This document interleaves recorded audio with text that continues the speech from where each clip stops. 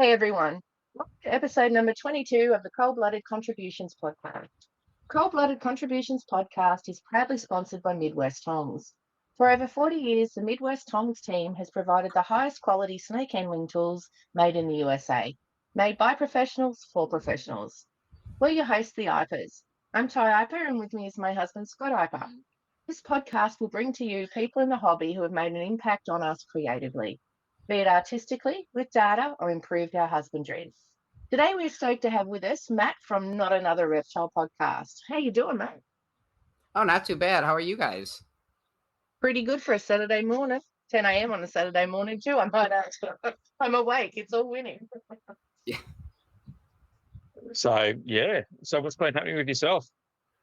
Oh, not as far as the collection goes, it's been a very exciting spring. I mean, I've gotten inundated, I would say, with fire salamander larvae this year. So it's been very eventful to say in my salamander cave, as I like to lovingly refer to my basement as that. So it's just been it's weird because it always seems like my breeding happens at like the most unopportune times because it's like I'm in between. I'm staying at currently with my mom because of I had to sell my house and buy a new one. So it's like I was hoping to have a light year, and this is one of the bigger years of breeding and seems to always work out that way. But needless to say, I'm still super stoked to just get any larva is always a blessing, and to have as many as I do, it is really exciting. It's fun to watch them go through their larva state to their juvenile and so on and so forth.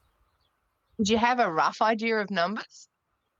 I believe I have currently have two species larvae right now, and I think four of my salamandra, biscovia, biscovia, and then I have like 25 of my terrestrius, the salamandra terrestrius, Soling Hills locality, and those are like erythristic morphs, so they're very bright orange instead of that typical yellow that you would see with them.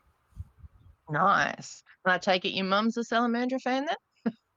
It's funny because when, I had asked, she had offered for me to stay with her as I was, looking for, a new house. And I don't think she was thrilled about the snakes, but the salamanders, like amphibians have always been like my go-to thing as a kid. So like she was kind of used to having frogs and toads and stuff in the house, but the snakes has definitely taken some getting used to. But it's kind of neat now because she was in a definitely like more fearful of them, and now it's cool because when it's feeding day, she'll actually like stand behind me, and now she's actually wanting to watch them eat and everything. So it's neat to slowly chip away at that fear, and now I feel like it's more of a healthy respect instead of her like just terrified of them. So it's been it's a little bit of a learning process, but I think we're past that initial like, oh my goodness, I have a zoo in my house now.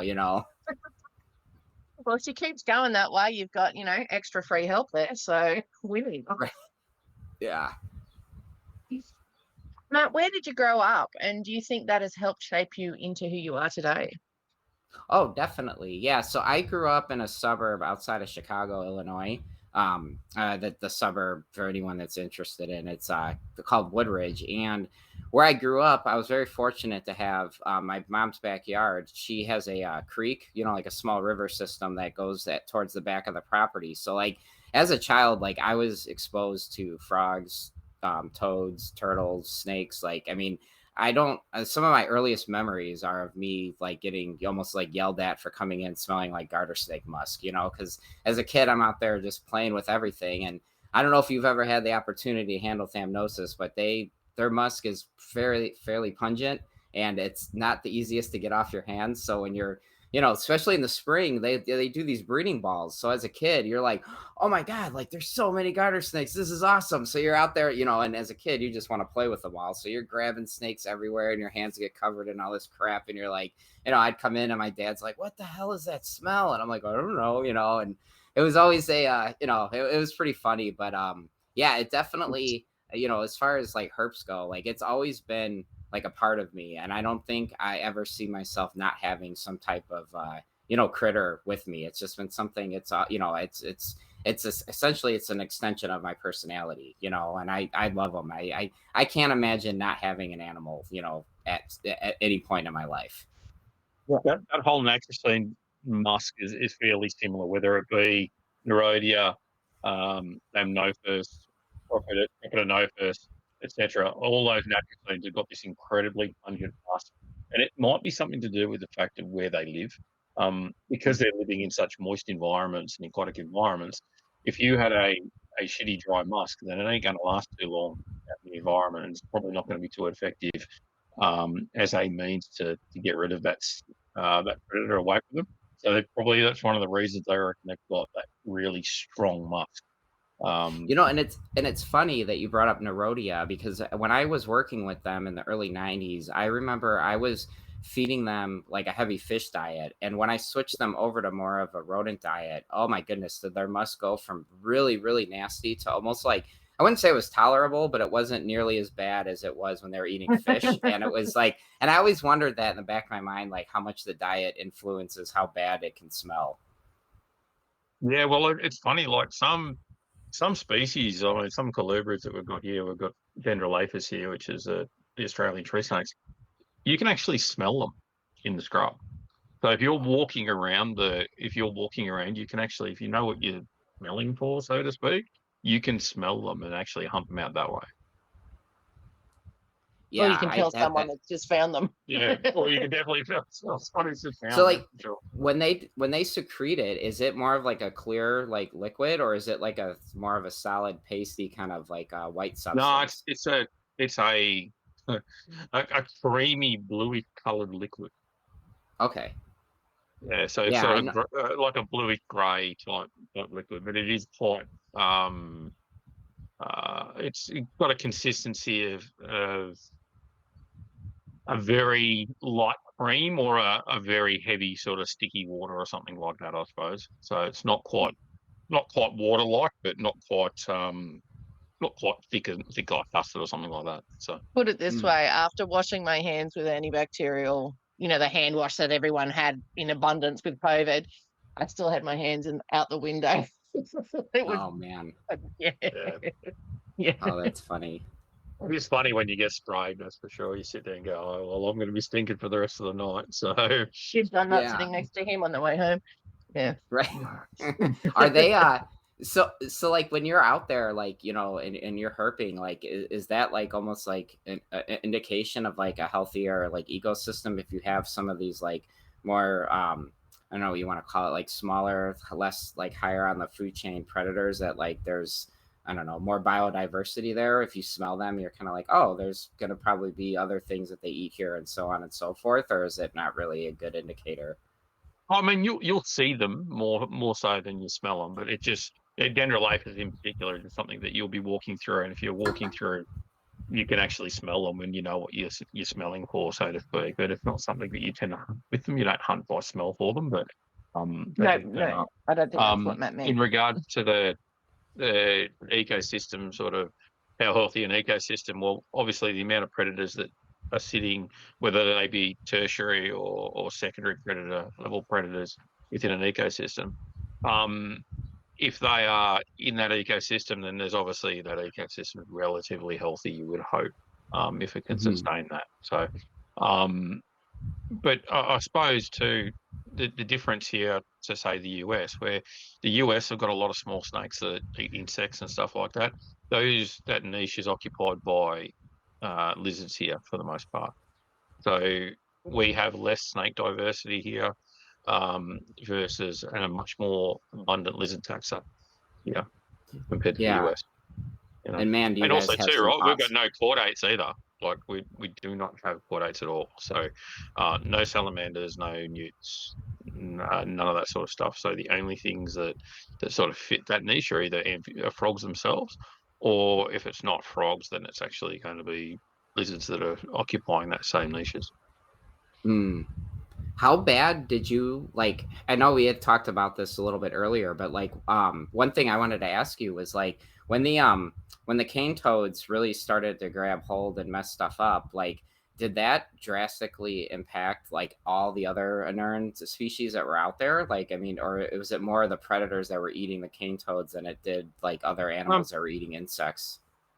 I'd say both. Yeah, there was a significant event. So what happened is when the the cane toads came in, they've done a couple of things. They've impacted the predators significantly because the Australian snakes and lizards and stuff like that haven't evolved alongside bufonids. They haven't been able to sort of take on that toxicity, and so with the exception of a couple of species, it was initially basically a form of, if they ate it killed them, right? It's simple as that. So you didn't get that recruitment for a long time.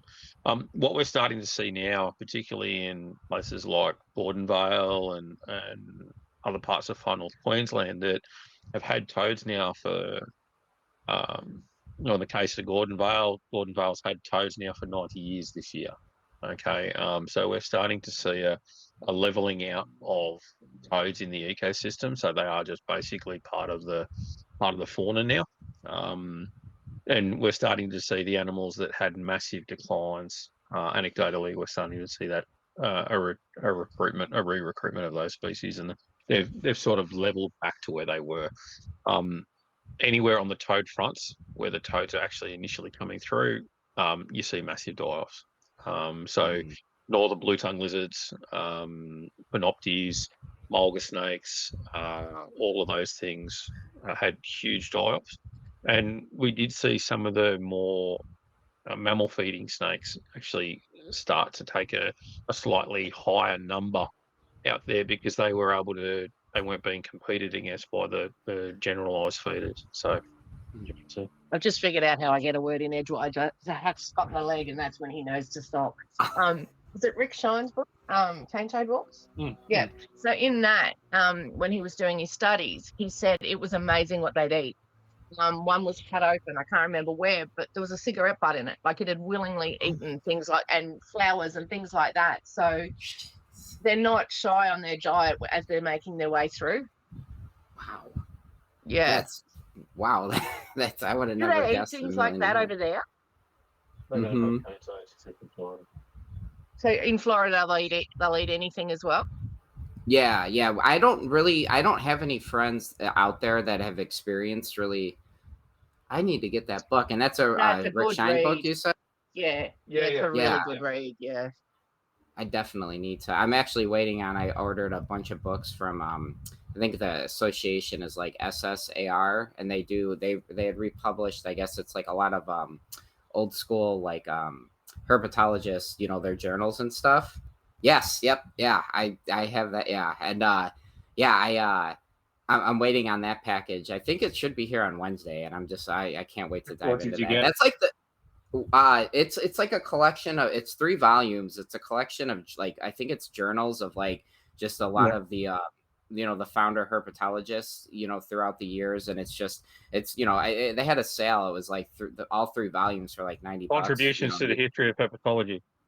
Yeah, and I bought all 3 volumes, and I'm just like, I'm so excited to dive into that because it's like they're really cool. Yeah, I talk a lot. I was interviewing Frank with Reptilian Diaries, and he had like opened up this whole Pandora's box about like classic literature and stuff, and now I'm just like, oh man, I'm like my library right now is kind of focused on just really random species. Like I really enjoy just trying to have some type of representative of any type of herp that I can think of in the library. And now it's like, now all these old school books that have been around for ages. Yeah, yep, that's exactly what I got. Yeah, that's that's the 3 volumes right there. So, oh, cool. The one thing that's really cool about the fronts on them is that they have the signatures in gold leaf of the contributors on the front. So what's cool about that is that if you're wondering about whether you got an actual signed copy of one of these old school publications that these guys have authored, you can actually go back and have a look at this to see if their signature is the right signature or not. So that's cool. So yeah, no, really cool books. I'm going to Yeah, FaceTime did you you? Wednesday just to see if you pick up. Right, yeah.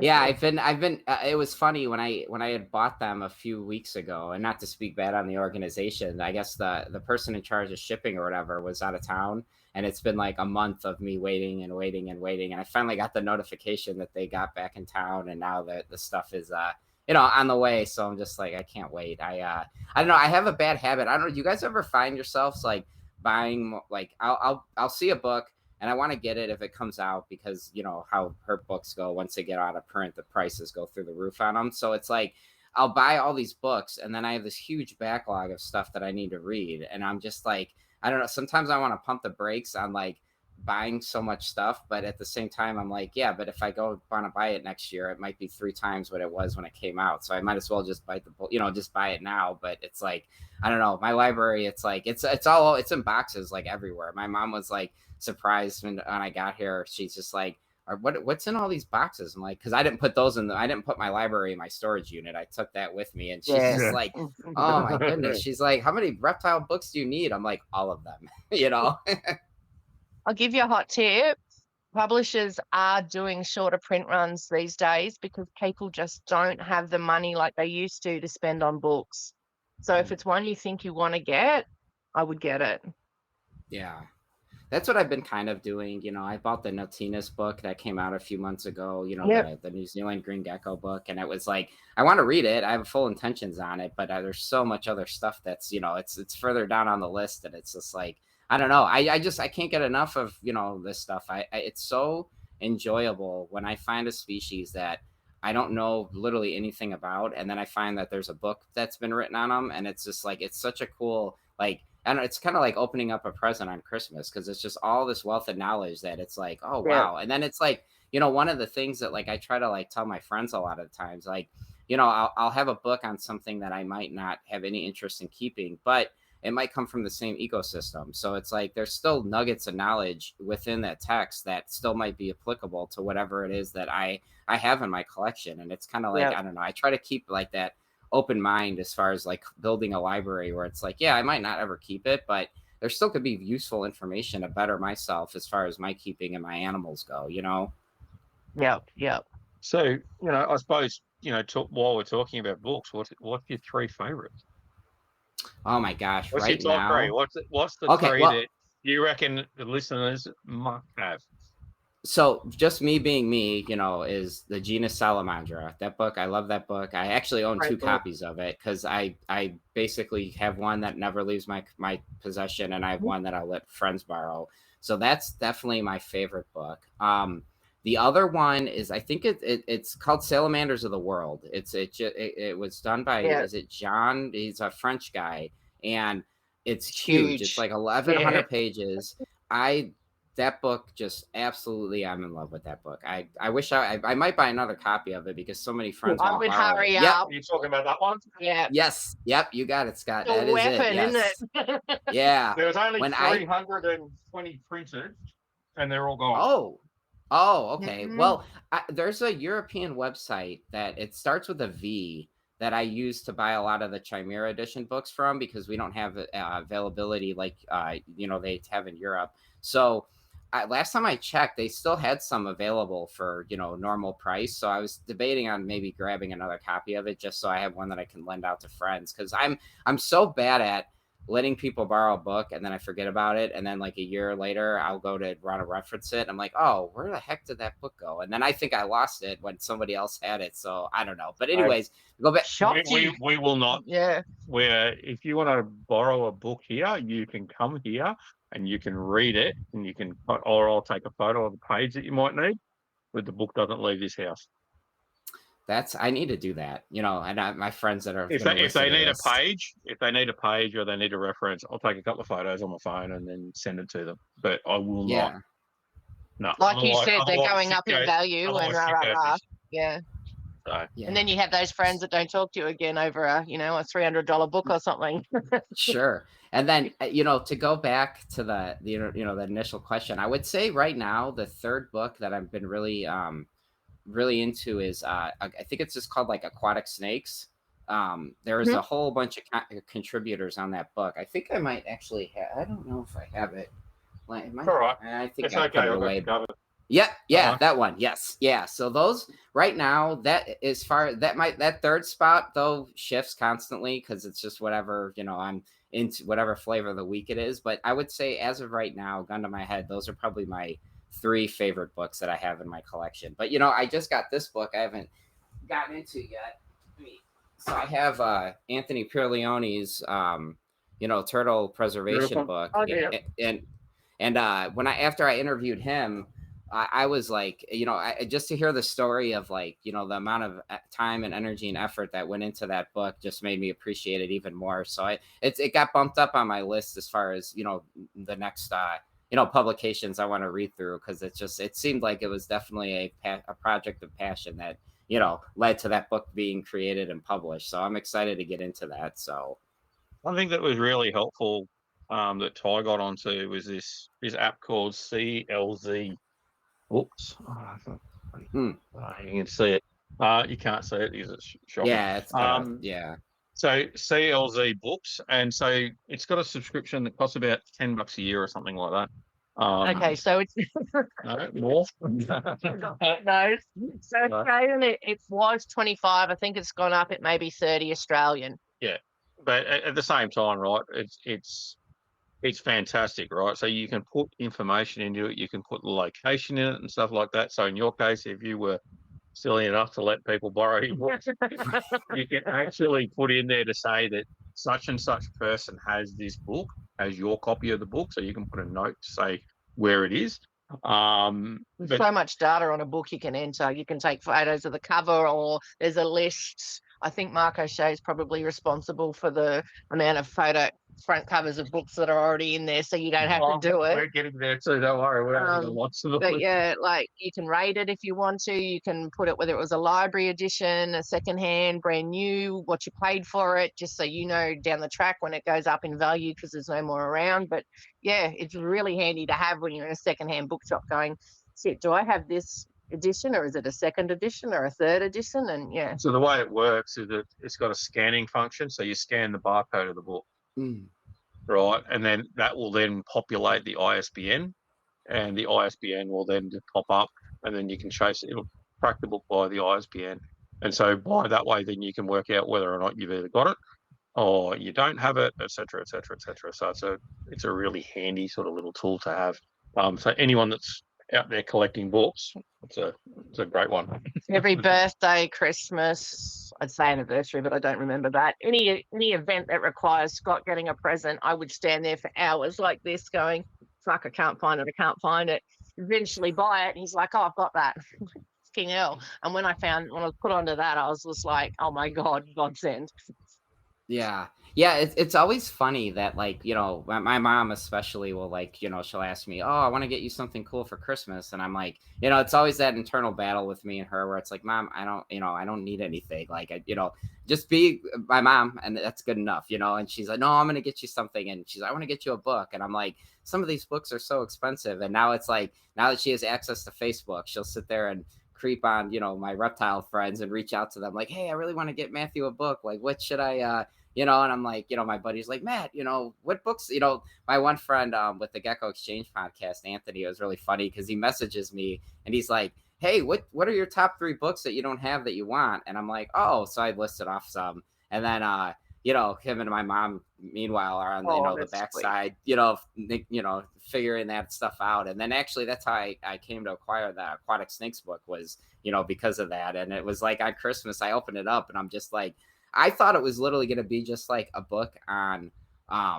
like sea crates and sea snakes. I had no idea really what I was like. I had no expectations for it. And then I get it. And I'm like, oh my gosh, like this is such an intensive, like great collection of just like, referencing all kinds of aquatic snakes. And like, I'm a huge, I don't know if you can see it. I'm, green anaconda nerd. I love anacondas. And it's like, there's a their reference in that book, and it's just like I was really blown away about the that the energy and effort and care that they put into that project is really impressive.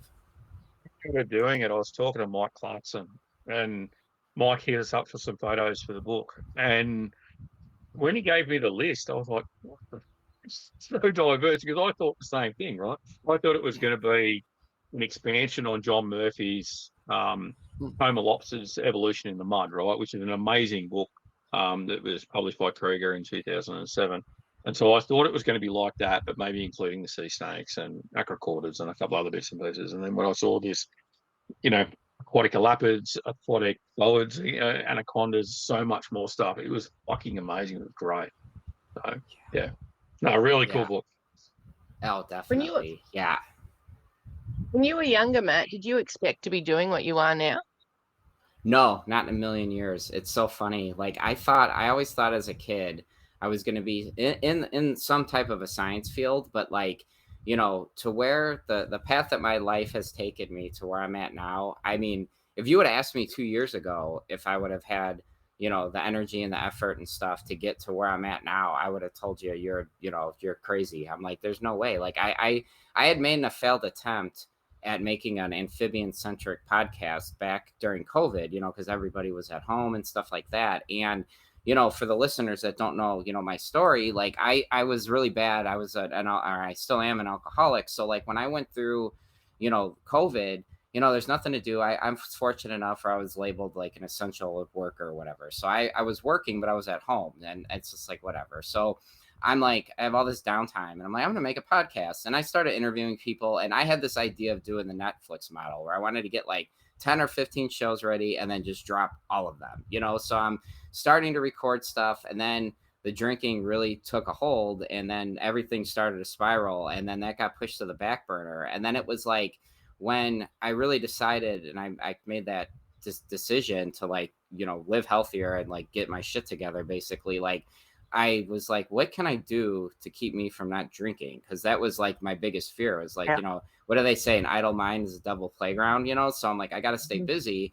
And I'm like, I have all the equipment to do a podcast. So I'm like, you know what? I'm just going to do this and let's see where it goes. I have no expectations for it. And like, I tell you, I've had so much fun. It has been such a awesome experience to just like, it's so weird when you meet or you hear somebody on a podcast and you feel like you have this connection. But it's like, how do you message someone on social media? Like, hey, I like snakes. You like snakes. You want to be friends? I always felt weird doing that. So it's like, now I have an excuse to talk to people because it's like, hey, I have a podcast. Come on, let's bullshit about, whatever it is that you're into. And I've just, it's been very, very, just such a pleasant experience. Like, it doesn't stress me out. It's a lot of fun. And I'm very extroverted. I love talking to people. I don't ever shut the hell up, honestly. Like I was telling Ty, I have literally a note on my laptop that says when I record, Matt, shut the fuck up, because I don't want to. God needs one. Yeah. So it's like, I'm like, that's fucking rough. That is. You both get fucked. Well enough. I'm gonna go away now. So it's like, I just, I don't know. It's been really neat. Some of the people that I've been able to talk to is just like, I mean, every single one of my guests, I'm always very, very like honored that they take time out of their day just to talk to me about whatever it is they're into. And it's just been it's so cool that these people that I've looked up to and respected, like such as yourselves, and like Justin Julander, I interviewed last week, and like Rob Stone and like the NPR family, and like all these guys that I've listened to for years. And then you talk to them in person and they're just the same. They're just laid back, just so cool, so humble. And it's like, I don't know. It's just been such a great experience. I really, really, it's been a lot of fun for sure. We all have a common denominator where we all reptiles and amphibians, right? So, at the end of the day, talking from one reptile person talking to another reptile person, it's a conversation that's generally good fun, right? And sometimes it is, you get so excited and passionate and you do run down on sort of long-winded explanations and stuff like that. I can be a little bit notorious for not taking a breath and keeping going on certain things and running down. But as Justin Smith in the chat knows, it's one of those things you can do, is that you can run down those things and just waffle on. But this is the whole thing, right? We enjoy it. We're enjoying talking about reptiles and those streams of thought, those big brain dumps that you have. Little bits come out of those, which is really interesting. So yeah. And we've met some great people too. I'm like you. I'm for. Let's be friends. Right. Yeah, it's neat, and then it's like it's always surreal. Like when we have the real big reptile convention here in Chicagoland, Tinley Park, NARBC, and Mhm. it was this past March show. It was very surreal that like I would be talking and someone would hear my voice and they're like, "Hey, I listened to your show," and I'm just like, "Oh, like people actually listen to my show? Like, oh, that's cool." Like, because I don't do it for like advertising, like or for to try to like monetize it or to leverage it to like supplement income. Like I have no interest in any of that. Like and it's not to be like, humble bragging, but like I've turned down sponsors because I don't care. It's for me. It's like my show. It keeps me sober and it keeps me like excited about the hobby. And like, I don't want it to ever feel like it's something that I'm obligated to do, and I feel like if I take it too serious, then and that's one thing I like to like say on my podcast, where it's like sometimes I feel like sometimes people take themselves way too serious, where it's like, okay, like at the end of the day we're all reptile nerds, like let's just get along and have fun and like enjoy each other's company. And it's like, and I don't ever want it to turn to that. Not to say there's anything wrong with that. If if that's what your goals are, like by all means shoot for the stars, baby, like go for it. But for me, it's just like I don't ever look at the statistics. The one time I did, I was like shocked that I had so many listeners in Australia. I was like, oh my goodness. But then I look at my show and a lot of the reptiles I talk about, like I'm on this last year, I'm on this huge Australian gecko kick. I'm like nerding out about them. It's like it's been such a fun ride so far. And yeah, I absolutely have like not like, I don't know. I it doesn't surprise me when I think about it that I have a not big, but I have a pretty solid listener base in Australia because I talk a lot about Australian geckos. So, Yeah. and there's one of my terrestrius. That's one of my Soling Hills, my erythristic morph. Yeah, those little guys are very, very striking animals. So what's the origin of your love of salamanders? Because I mean, So obviously you love them like probably more so than just about any other herbs because you have the salamander cave, So yeah. so Yeah. can you give us a bit of a rundown on what you find so enthralling? And as you're talking about, and we might run through some pics of some of the stuff that you sent us across in regards to fire salamanders as well. Yeah, sure. So I think it stems down to like their climate and how they thrive in cooler temperatures. As a kid, one of my very first like animals that I really got like basically I'll just call it what it is, I was obsessed with were Phelsuma. And it was always a hot, I was always so worried about a hot spot and keeping things warm and UV lights and stuff. So then my parents got me this book. I'll send you guys a picture of it. It's from like the 90s. It's just called like Reptiles and Amphibians. And on the front cover of the dust jacket, it had a frill neck dragon or lizard with, and it was fully frilled out, mouth gaping. It was such a cool book. But there's a photo of the Italian fire salamander. It was the Salamandra giglii, and it was in this little creek bed on a leaf, and it just had deposited larvae. And as somebody who is like been around frogs and toads, here in the Midwest, they always deposit eggs. It's always a spawning. And to see that there's amphibians that don't do that they birth fully formed larvae, I just thought that was so fascinating. Then you take it a step forward where it's like I started learning about how they thrive in cooler temperatures. And like being in the Midwest, I mean, we get cold as hell out here. So it was like I don't have to worry about the heating elements and stuff like that. And it just, as I learned about all the variety of salamanders, there's something about the fire salamander that's just such an iconic looking animal. You have these awesome parotid glands behind them. It kind of reminds me a little bit of a toad. But then like the other thing that I really love about them is that like their eyeballs are almost like, they're not, but they kind of almost look solid black. So it's like they remind me a little bit of like an Alphaga Pumilio species where like, yeah, like you could see like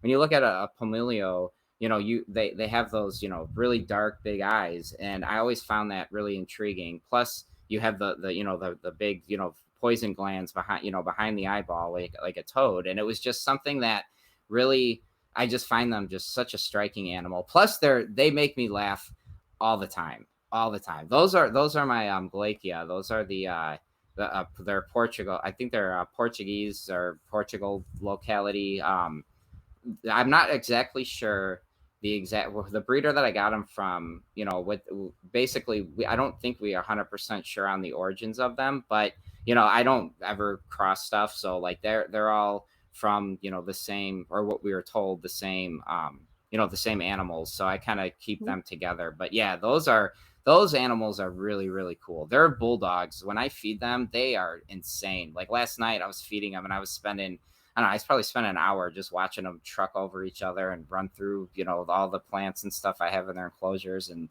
they are eating What do you machines. feed them? So I primarily feed them gut loaded and supplementedly dusted crickets. I'll do sometimes like soldier blackfly larvae. I'll do mealworms occasionally, earthworms sometimes, but their staple is usually crickets, just because I feel like I have better control over what I'm gut loading. I'm very big into like I've been nerding out a lot about like especially carotenoids, but just like animal nutrition in general.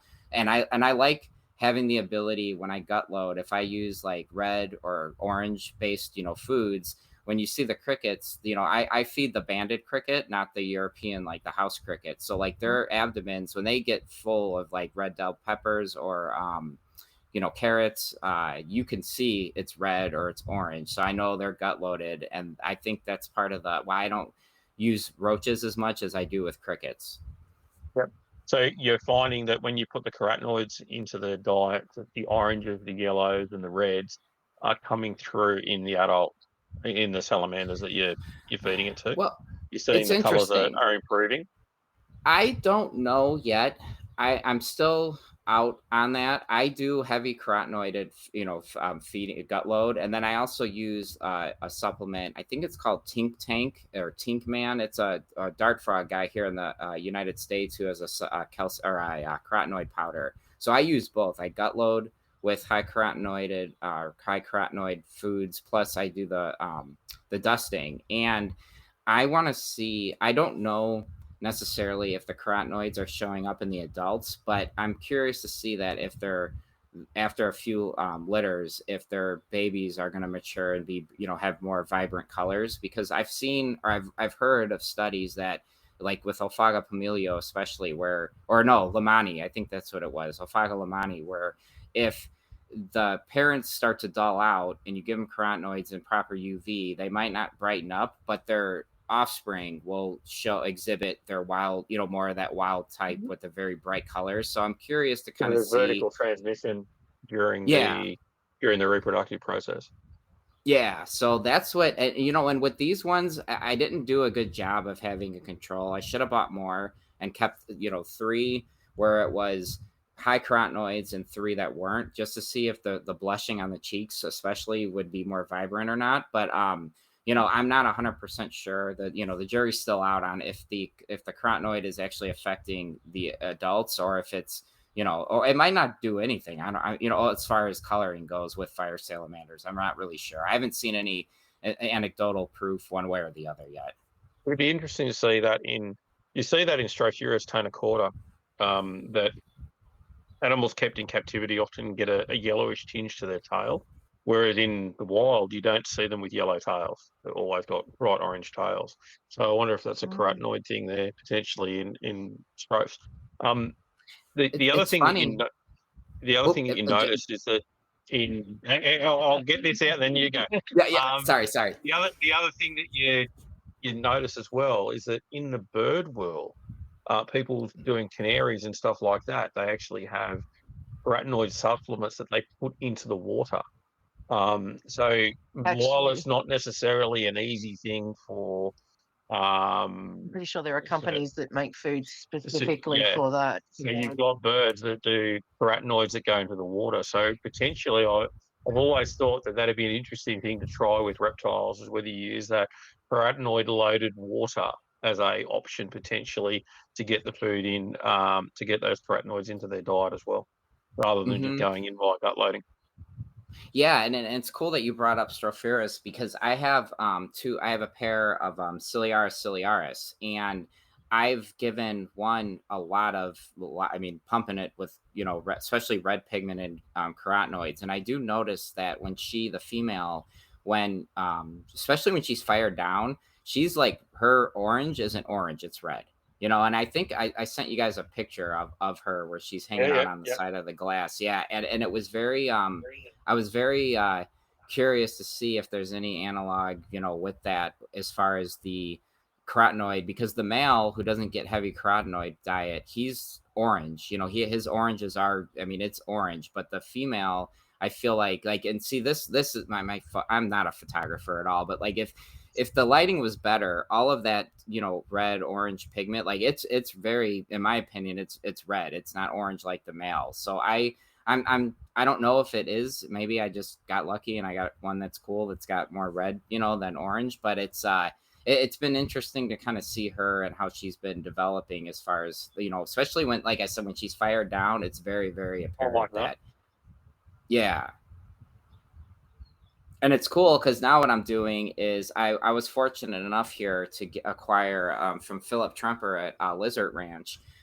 He released, he's the first guy to ever release or breed, and I think in the United States, or I shouldn't say the first guy, but in recent years, Stropharis ciliaris aberrans. And I was fortunate enough to buy, he released one pair and I grabbed them up right away. And I've been giving them a lot of carotenoids, and I'm curious to see if there's, as they mature and get older, what they're going to kind of look like. And, if they're going to show more red than orange and whatnot. It's been, I don't know. The carotenoid stuff is just something that it's always, I heard John Courtney Smith on, I think, Dylan's Animal at Home, and when he was talking about carotenoids, and I've been just obsessed with it. Like I almost went to the point where I want to like dust my feeder mammals, like, mice and rats and stuff with it to see if the snakes, if it does anything with them. I don't know. I just been on this huge kick with it, and it's. If the powder's soluble, could you make it into water, put it into water, and then inject the rodent with it? That's a good idea. Actually, there's new guys that I'm friends with that will do that with worms. Is they'll take their worm and they'll literally make a paste, of a carotenoid paste, and they'll literally inject it with a syringe into the worm and then feed it to their aquatic newts. And oh my gosh, are they? So, it's clear with some of these aquatic newts that they get very, very. It'll impact them drastically. You'll definitely see them become very red, once they get that. So those are go ahead. No, I was going to say, so what are these? So those are my, that's one of my breeding pairs. That's my Salamandra Boscoviach.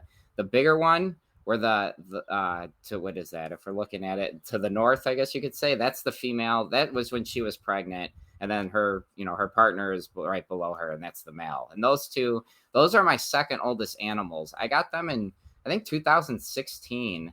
And, and it's weird. She's been very strange this year. One of the things I've noticed with her is that, so her very first larvae that she deposited are already out of the water. And then that happened last week. So her larva, her first round, is out of the water. They just morphed out, and now she's still dropping, larva now. So we're going on like almost 8 weeks of her still depositing larva. And it's just like, I thought it was done. And then I'm downstairs one morning before work, and sure as shit, there's a freaking another one swimming in the water. And I'm like, oh my God, she's been a machine this year. It's exciting. It's definitely something that doesn't get old. Oh, and then that's like, that's one that just that was my first one that morphed out. That's the Soling Hills, the erythristic ones.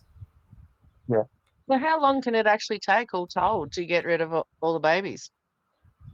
As far, well, I always thought it would only be maybe the course of like a week or two, but she's clearly proven me wrong, because she's still dropping. Well, I shouldn't say still. That happened last week, and I haven't noticed any behavior that would indicate that she's going to deposit again. Because normally I'll notice with them, it's either they got to take a massive shit, or they got to, or she's going to deposit larvae, where they'll just hang out in the water bowl, and they kind of do this like this like position where their back legs will kind of, they're if this is, so here, if the tail's here, her back legs will kind of, almost fan out like almost 90 degrees, perpendicular to her tail. And she'll sit like that for several hours. And either, she's working out, she's got to, deposit some stool, or she's going to depending on the year, then it might be indication that she's going to deposit larvae. And hasn't been doing that. So I think she might be done, but she still kind of looks heavy. So I don't know. So these don't produce So these don't produce eggs; they go directly to larva. Correct. They will drop infertile eggs. That kind of looks like Yeah. what you would think of an amphibian egg, but yeah, if they're fertile, it'll be a fully formed larva. Their legs Is and that same position you're talking about, I've seen when I bred Lysotriton years and years and years ago, and Synops as well. So Japanese fire-bellied salamanders, you see them, they do put those legs out to the side, I suppose, just to open up the hips, and then they'll deposit their eggs onto usually aquatic plants, and then the male will come over the top and deposit the sperm over the top. So there's no copulation, so to speak, or intromission. It's just this dusting of sperm over the top of the eggs. Mhm. and All I that's can a think. really. Oh, Sorry. sorry. Go ahead, Ty. No, go ahead. All I can think of is that where the phrase "dumping your kids at the pool" came from. Yeah, I it's funny because that's what I call their water bowls or little pools. Because that's the other thing too. Like anybody who's like interested in keeping them, like they are horrible swimmers. So it's just like to me the biggest pain in the ass with them was when I first started getting into them back in like 2016.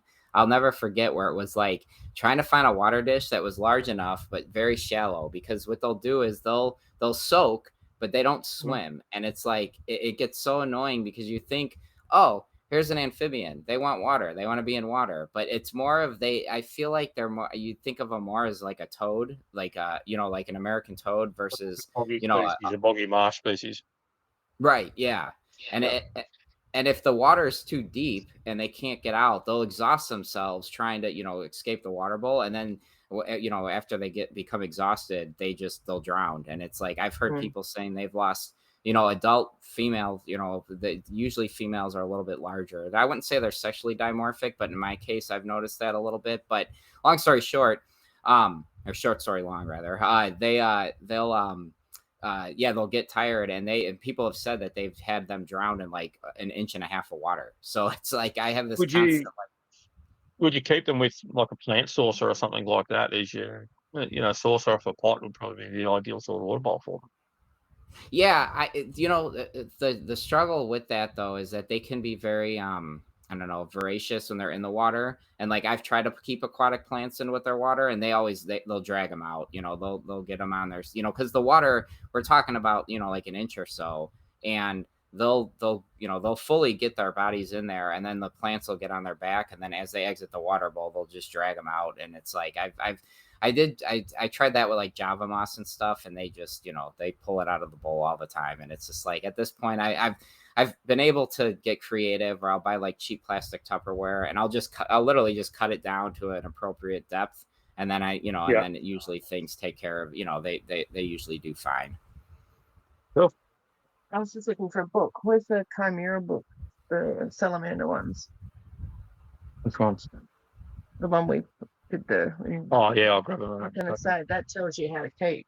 Yeah. Those there was a series of 4 books that came out from Chimera that was done in conjunction with the German Herpetological Association, which is basically a series of protocols on how to keep various species of salamanders and newts. So it's 4 volumes now, and they talk about specific species and how to set up and for breeding and stuff like that. So.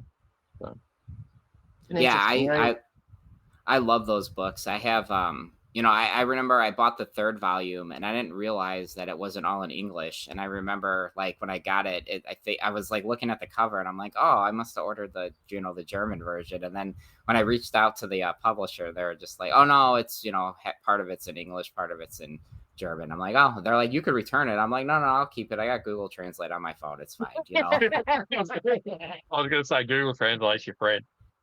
Yeah.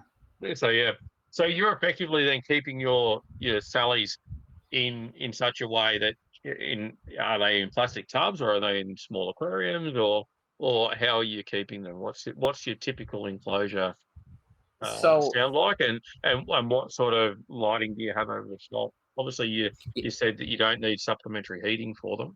Right. Do I get to write you a sticker that says like, "Shut the fuck up" and let Matt get a word in? Probably.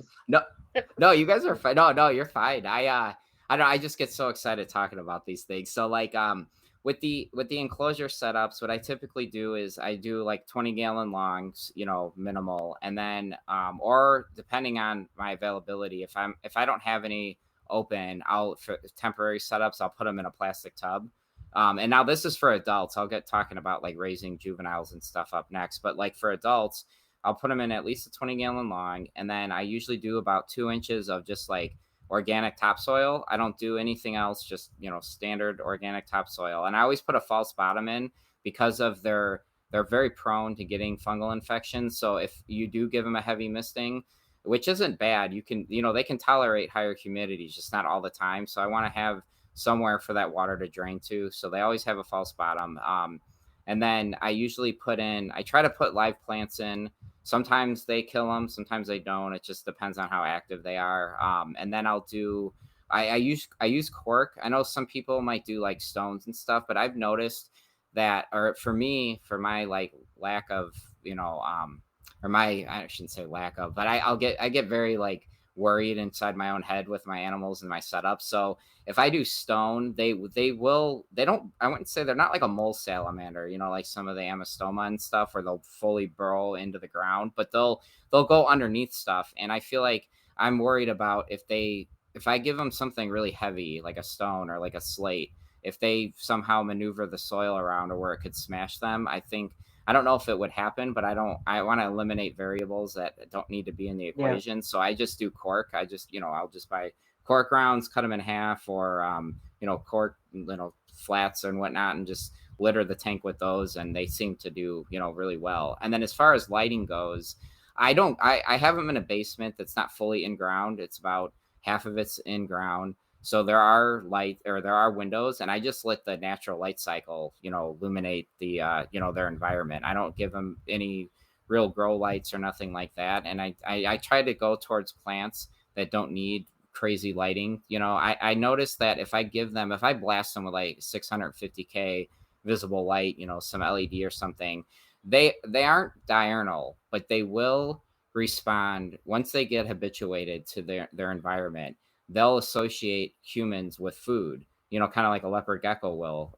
So they'll get excited. They'll run to the front, they'll cruise the front of the tank, kind of food begging, if you would. So, but I noticed that if I do put a grow light on there, I don't see that behavior. And I wonder if it's just a response because it is so bright. Because typically, from when I interviewed Nipper, I love Nipper Reed. He's awesome. And when I interviewed Nipper, he was telling me some of his stories finding them in the wild and stuff. And he's like, yeah, they don't, you're not going to find them out if the sun's out, at all. You're not really going to see them. You got to flip them, that way. But if it's rainy or at night, you'll see them walking around and stuff like that. So I tend to stay away from plants that need grow lights, and I just, get stuff that's low light and let that, let the plants do their thing. Sometimes they take off.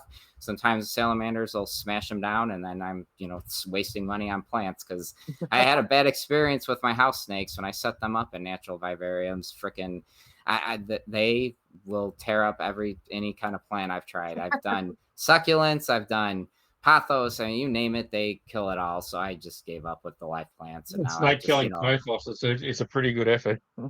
Yeah. Oh, pothos is pretty hard to kill. It was crazy. I thought really that this one pothos really started to take a hold, and I'm like, oh, perfect. Like this thing, I'm actually going to get this stuff to take off. And then sure enough, about a month after that, it was my female Capensis, and she freaking, I don't know what her deal was, if she was like shedding or something, but she like, it looked like she wrapped it up and then like literally pulled it out of the ground. And I'm like, oh my gosh, lady, like every plant I put in there, like they all die. Like I've tried what do they call it? Mother-in-law, mother tongue, or whatever it is, the snake plant, all kinds of stuff. And my house snakes tear it all up. So I just gave up. I just keep them with a lot of leaf litter now. So you keep other snakes as well, like what do you keep? Like, yeah, what's this thing here? This is looks like a suboc. Yeah, yep, that's suboc. That's my first one. I've always I just find them like absolutely adorable, especially when they're young. They got those real big eyes and stuff. And it was like, I was always told that they make really good pets. And even though I do breed stuff, I don't ever like fancy myself as a breeder. I always consider myself a keeper because I don't breed any of my animals anything more for me just wanting to witness and experience the full life cycle. I don't have any goals or ambitions of like aspiring to be like some type of like breeder or anything like that at all. I do enjoy getting babies and stuff, but to me it's almost like an annoyance, like with my fire salamanders right now, because I'm like, I gotta find homes for all these things and dealing with trying to sell stuff to people and blah blah blah. So long story short, I found out that the subocs are supposed to make really good pets. So I get this girl and she is just all piss and vinegar, man. She does not like, she is the most aggressive snake I've had in a long time. And you mean, you could see her, Might she's be in a just the defense. size though. Like it's only a small snake, so maybe when she gets a bit bigger, she'll calm down. I hope so. I mean, I shouldn't say that. I don't mind. I don't really handle my animals. I have one snake that it's they're hybrids. They're called butterhouse snakes. They're bright yellow. Just solid, no patterning, just a solid bright yellow snake. And I handle her a lot. She's kind of the snake that I can give to a kid and not worry about her like biting or crapping on them or anything like that. So like, is that I work. a brown cross aurora or something like that? Is it? No, it's a Fuliginosus, a Zambian green, crossed with a Capensis, an albino Capensis. So then you get Lumos, which are essentially, I believe what it is. It's the albino isn't out yet. So then you breed the Lumos back to each other, and then that's where you get the bright yellow patternless, house snake. And I think what it is, it's because the Capensis carries the albino gene. The Zambian house snake typically doesn't have any patterning, so you get the albino gene into the Zambian green. So then once you hit the albino, then they're going to be that real bright yellow. And I know they're hybrids. I don't really have any intention on doing much with them except for the fact that I don't know. There's something about a bright yellow snake that's solid yellow that I just find them a beautiful snake. And like I said, her temperament is so awesome. She's so chill. She never, like, I did not a podcast. I did a Instagram live where I'm a real big travel nerd. Like I love traveling and stuff. And I like to leverage, I call it the credit card game, where I'll use airplane points, for tickets and stuff. So I did a breakdown of like an intro of like how to do it and what that's all about. And for that whole hour, I just have her in my hand. She's just hanging out, not aggressive. She's just, more curious than anything. And she's just chilling. And at one point I even forgot I had her, because I'm so just used to her being in my hand. And I'm like, oh man, it's like 75 degrees. I'm sure she's like getting cold. I had to wrap up the IG live to get her back into her enclosure. But yeah, she's if you put a gun to my head, and I could only keep one animal in my entire collection, it would most likely be her. I love my fire salamanders. Don't get me wrong. They're awesome. They're so cool. But like an actual specific animal, she is just like, she's so cool. She's so curious. Like right now, as we're recording, I look over, she's behind me in her enclosure, and she's literally she's not cruising the enclosure. She's just sitting up looking and seeing what the hell I'm doing. She probably wants to get fed. You can't do all this talk and not show. Oh, yeah. Here, I'll go pull her out. Yeah, hold on. Yeah, let's have a look. look. Let me go grab her. Yeah, definitely. Hold on.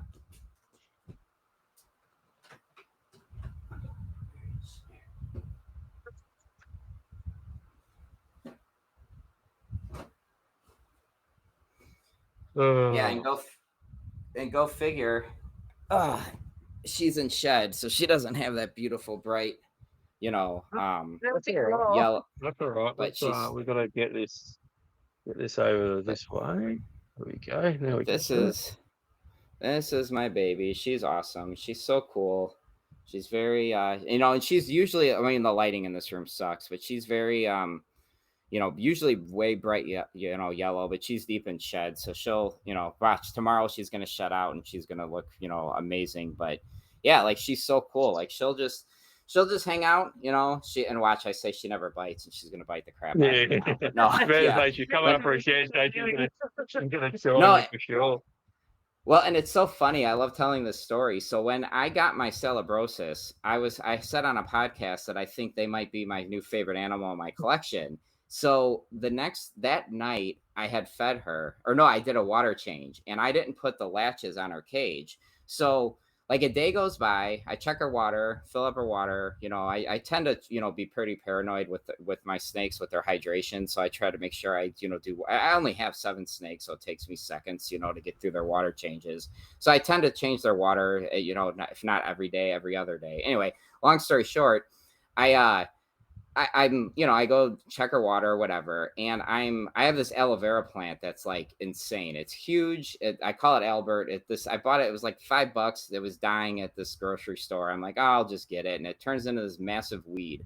So I go to water this plant, and all of a sudden, this snake sticks its head out at me. And my initial first thought was like, oh, sweet, I got a wild snake in the house. And I'm like, wait a minute, that's not what a garter snake looks like. And I'm like, how the hell did you get in here? And she sure as shit, she was just nestled down in the, in the aloe plant. And I'm like, how the hell did you get out of your enclosure? So, I get her back, put her in her enclosure, notice that I didn't, like an idiot, I didn't latch it.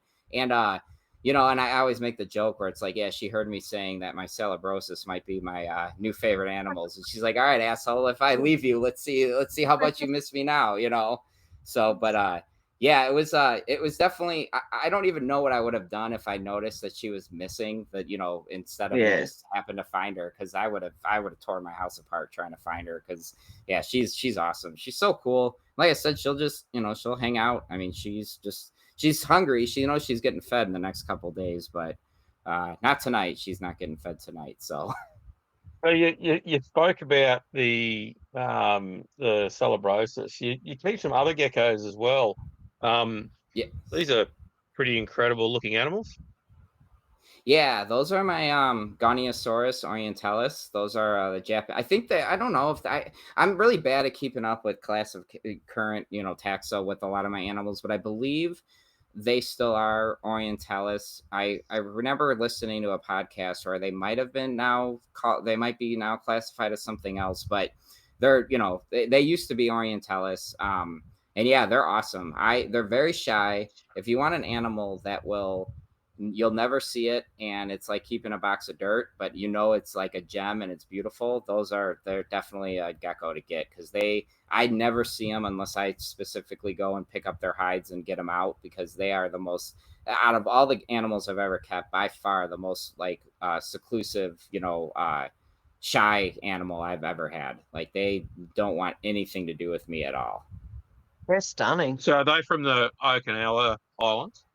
Yes, I believe so. Yeah, there's 2 different Japanese cave geckos, I believe, in the hobby right now, and I think they're both from that island. But I'm not 1,000 or 100% sure, but I'm pretty positive that's where that's where they're from. Let me go put her back though. I want to not get her too cold. No, that's fine. It is chilly in here, so 1 second. It's a stunning gecko, isn't it? Yeah, it is, isn't it?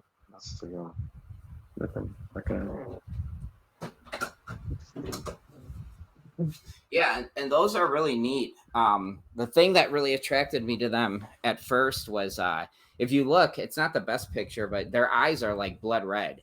And I've heard people refer to them as like the demon cousin of the leopard gecko. They're them and the Goniosaurus hyensis, the Chinese cave gecko. Those are a lot more commonly available, but they're all just absolutely beautiful.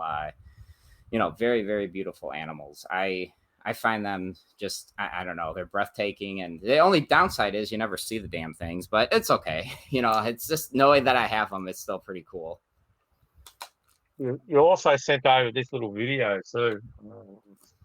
I don't know if I tried to give you guys like, I don't know, I think I had like 80 photos, and my iPhone freaked out and it wouldn't let me send everything. Because I also work with Luberis, oh my gosh, it's Anitas. Yeah, the arboreal salamander. They're here in, native in the United States. That's the only native species that I keep. Well, now the suboc, and yeah, those are really neat. I tried to get a photo of them where you could actually see it using, because they have a prehensile tail, and I had her literally like wrapped around my finger, just like hanging off of it, just kind of like looking at me. Like it's almost as if, like, the best way to explain them, it's like if a chameleon and a gecko and a salamander were all mushed together into one animal, because they have a projectile tongue. They have the prehensile tail, like a chameleon, but they also will, they don't have those toe pads like a gecko, but they're pretty good, fairly athletic as far as crawling up surfaces. And then it's just, they are they are a salamander, so they're really neat. I think they're not striking. They're kind of a drab brown color, but they get these real big jowls on them, and they actually have teeth, which is really neat. Just having a salamander that has like legitimate sharp little pointy teeth is really, I find it just something cool to have in the collection. Are they worm feeders? Are they what? Sorry. Are they mainly worm feeders? No, I feed them crickets as well. Okay, no, the only reason I ask is you quite often see worm feeding species have really long pointed teeth. So they can they puncture the worm so the worm doesn't get away. Yeah, in the wild, I think their diet, I think they're fairly opportunist as far as insects go, where they'll kind of whatever they can overpower, they'll take down. So I and they hang out. Like, it was funny when I interviewed Frank, he was telling me that he had them one morning. He was getting up ready for work, and there was one just crawling up the screen on his door. And I'm like, dude, how freaking cool is that? Like, oh my god, I'm like, that's so awesome. So you said you're partial to these things as well. Oh my gosh, So this is a wild Salabrosis at Blackdown Tablelands. How cool is that? That's how you see them in the wild. So they're sitting there face down on these big sandstone boulders. These sandstone boulders are similar in size to your house. So they're these massive great rocks. How was the environment like? Were you? Oh wow, what a beautiful animal! How big was that one? Do you recall how long it was? That one was about that long. So it was that's a young juvenile. Maybe say the measurement for everyone. About 50 millimeters long. Okay, because they get. So there's 3 different forms of them as well. So you've got the Blackdown population, which is this one here. Then you've also got the animals from Krakow. So this is a Krakow animal. And the Krakow animals, you've got these really deep projections on their neck, and the tails are different on all of them as well. And then the other ones you've got is the Bullborin and Chromate tops population as well, which tend to be found more on trees. So these are cool. So that gecko there's from the tip of the nose to the tip of the tail is about 320 millimeters. Wow. On this particular individual. This is a massive individual, this one. So like when you come across them in the wild, are they real flighty, or do they really rely on that like camouflage? That's in situ. That animal didn't move. Most of them rely on camouflage, yeah. Oh, cool. And then on a female, this is a female sitting there, so she's just lifted her tail now just as a threat display. So they lift their tail and they'll arc their tail to try and sort of get whatever predator is to go at their tail as opposed to their head. Mine will do that. It's pretty funny when I go in their enclosures, if I'm just doing like maintenance, if I'm removing, like gecko crap or whatever. And if they're out, if they're basking, I've never had them gape at me though, but I've had them, do the tail wave at me, which is really neat. Yeah. So they'll do that. So they'll do this. Sometimes they'll gape, and then other times they'll raise their tail like that. And yeah. That's so cool. How hard is it like, because I remember when I was talking with Justin Julander, he shared a story when he found, I forgot what species of leaf tail it was, but they were out like, and it was like, hold on, I actually have it on my phone so I don't mess up, so I can, so let's see. He said it was Cornutus. Yeah, well, no, I was going to do the temperature conversion. So he said it was 50 Fahrenheit, so that'd be 10 degrees Celsius. So he said that they found, plenty of them. Like, are they out like all kinds of temperatures, or do they kind of like shut down and almost go to like an estivation when it's real warm? So this particular animal, bring it up. We have found them though on quite warm nights and quite cool nights.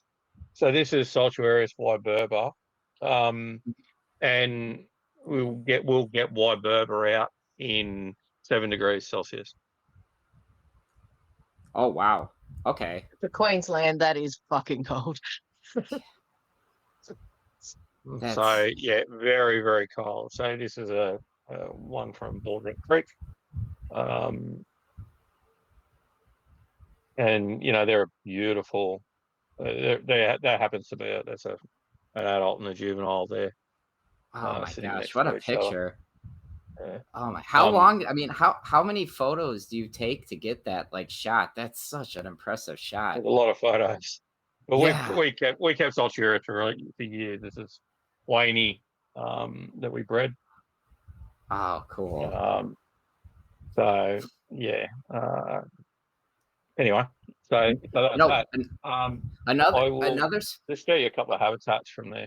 You'll also Yeah. see what it looks like. As you pull those up, another species of gecko that I keep that I don't talk enough about them, but they make me laugh so much are my Lucasium damium, I believe is the pronunciation. Those little geckos are so much fun. Oh my gosh, they are the most food aggressive or food begging gecko I've ever kept ever. The moment they see me, it could be any time of the day, both the male and the female just run up right to the front of the cage and they'll just follow me around, and it's just guys, you just ate last night, you're not getting fed again. It's they are so cool though. They're for such a small gecko, they're so bold, and I really did not expect that. I did not realize how much fun I was gonna have keeping geckos, because when I had the day geckos, when I was keeping Phelsuma when I was a kid, they're a diurnal species that they were out doing stuff, and when I got my first pair of Strophaurus, they were they're the Spinageris,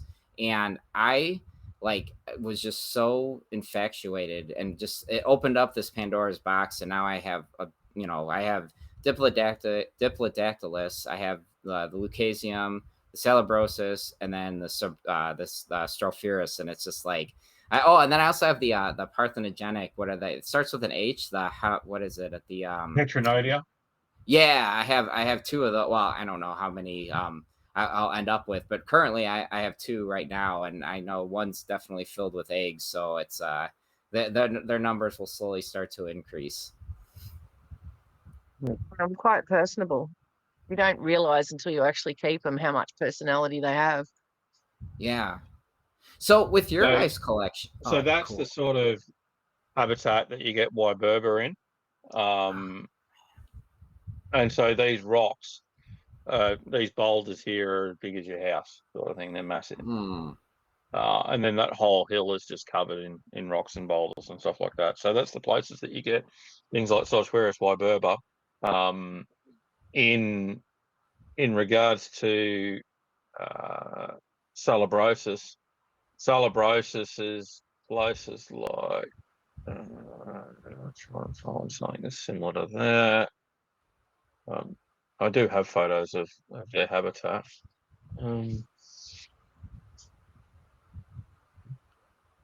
So as you look for the habitat, let's get into a little bit of your guys' collection. So there you go. So so that's a rocky gorge there, but you'll get them on the trees and on the rocks. And then so that's sort of where you see that stuff. And then you were talking about damium.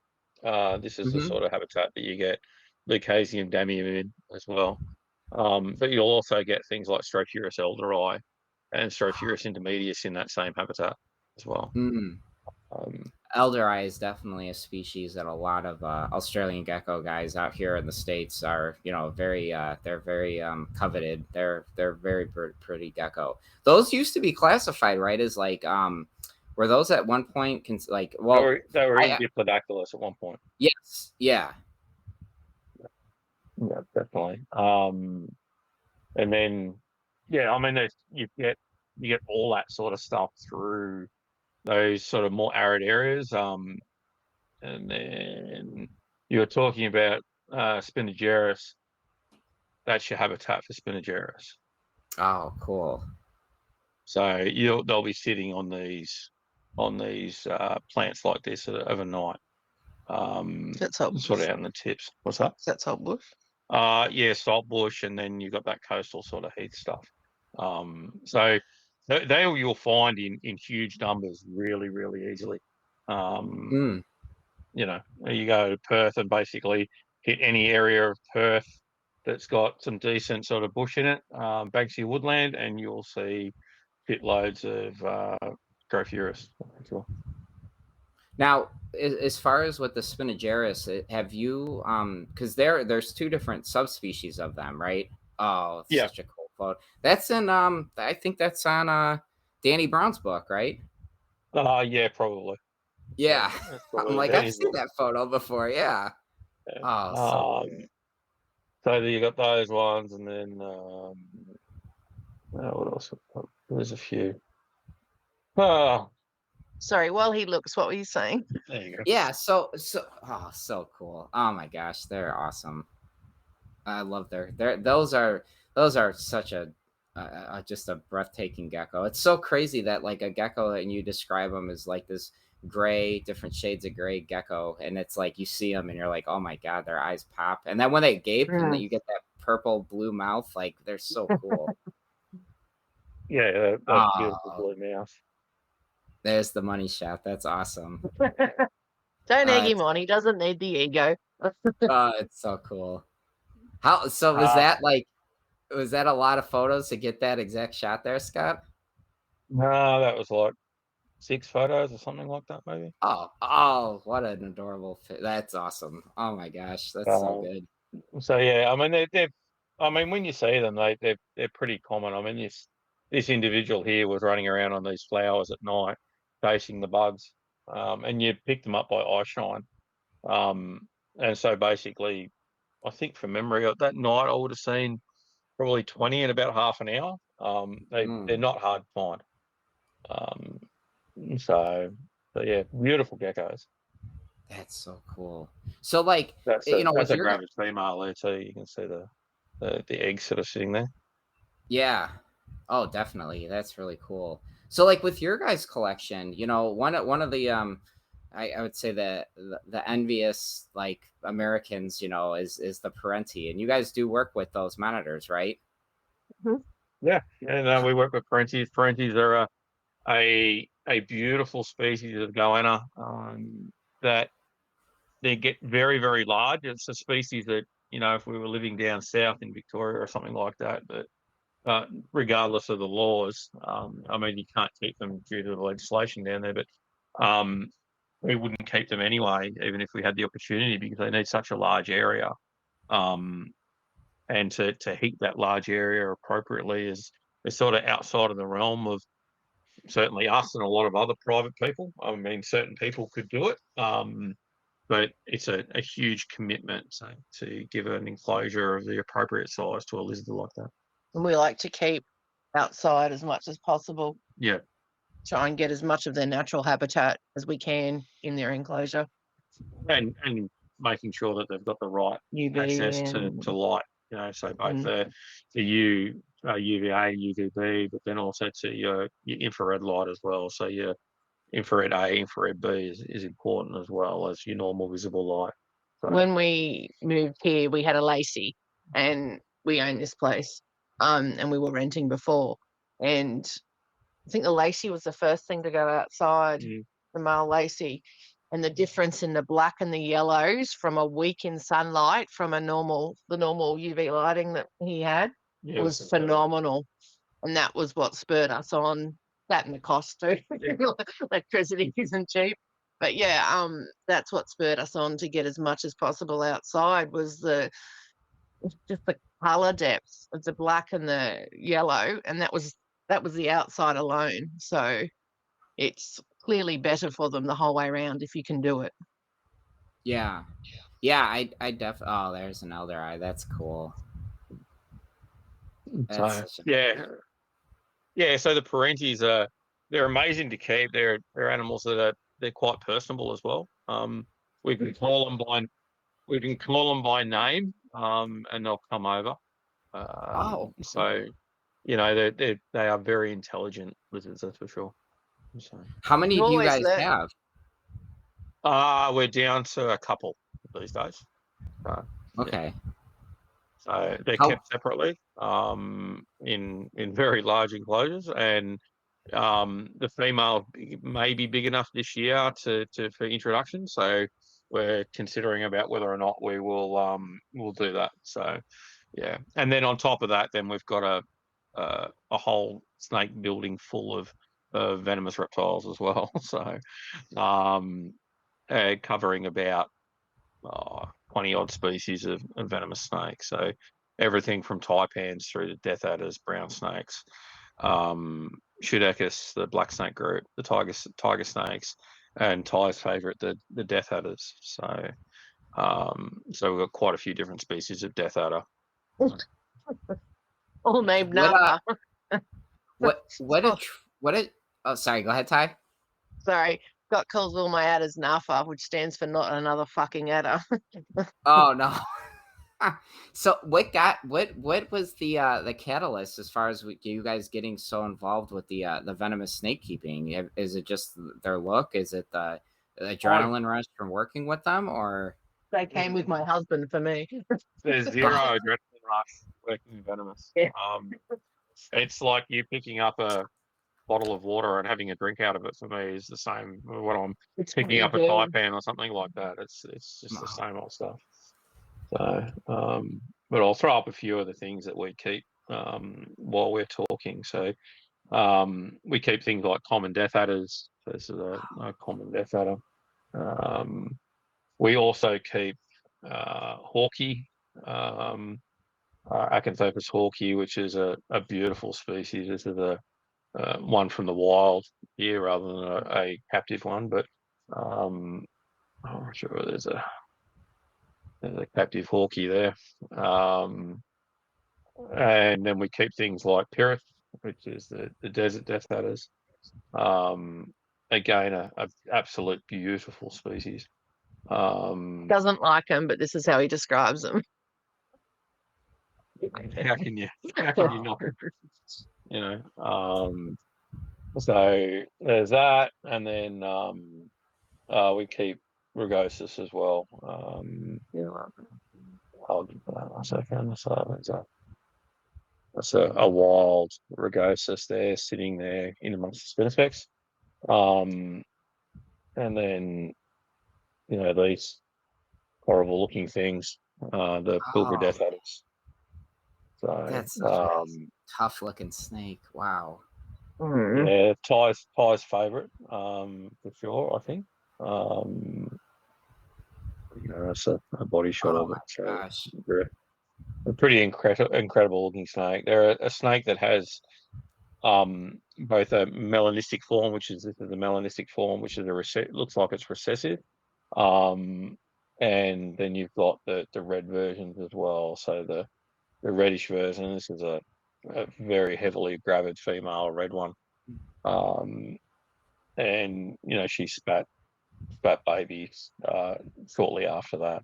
So how big was the litter size with her, or was it do they lay eggs or are they live birth? No, they're live bearers. Okay. Smallest one was 1.4 grams. Oh. So that's some neonate that's there. So she's dropping there. So there's an incompletely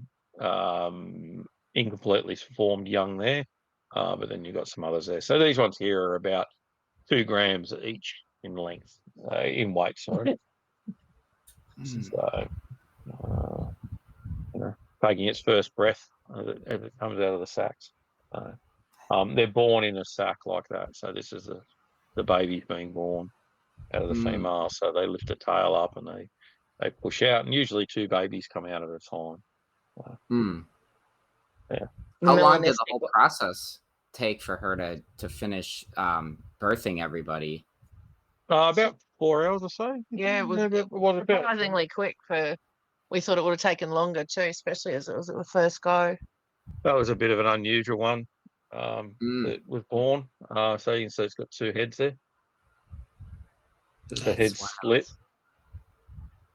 So you can see there's the head there, the split down the centre there. So it also had a bifurcation in the tail there as well. So it's that's probably a conjoined twin that's fused back together in the sack at some point, and That was sad, that one. It was actually breathing it too. was alive when it was first born, but it was well and truly too malformed to survive. So that animal was euthanized.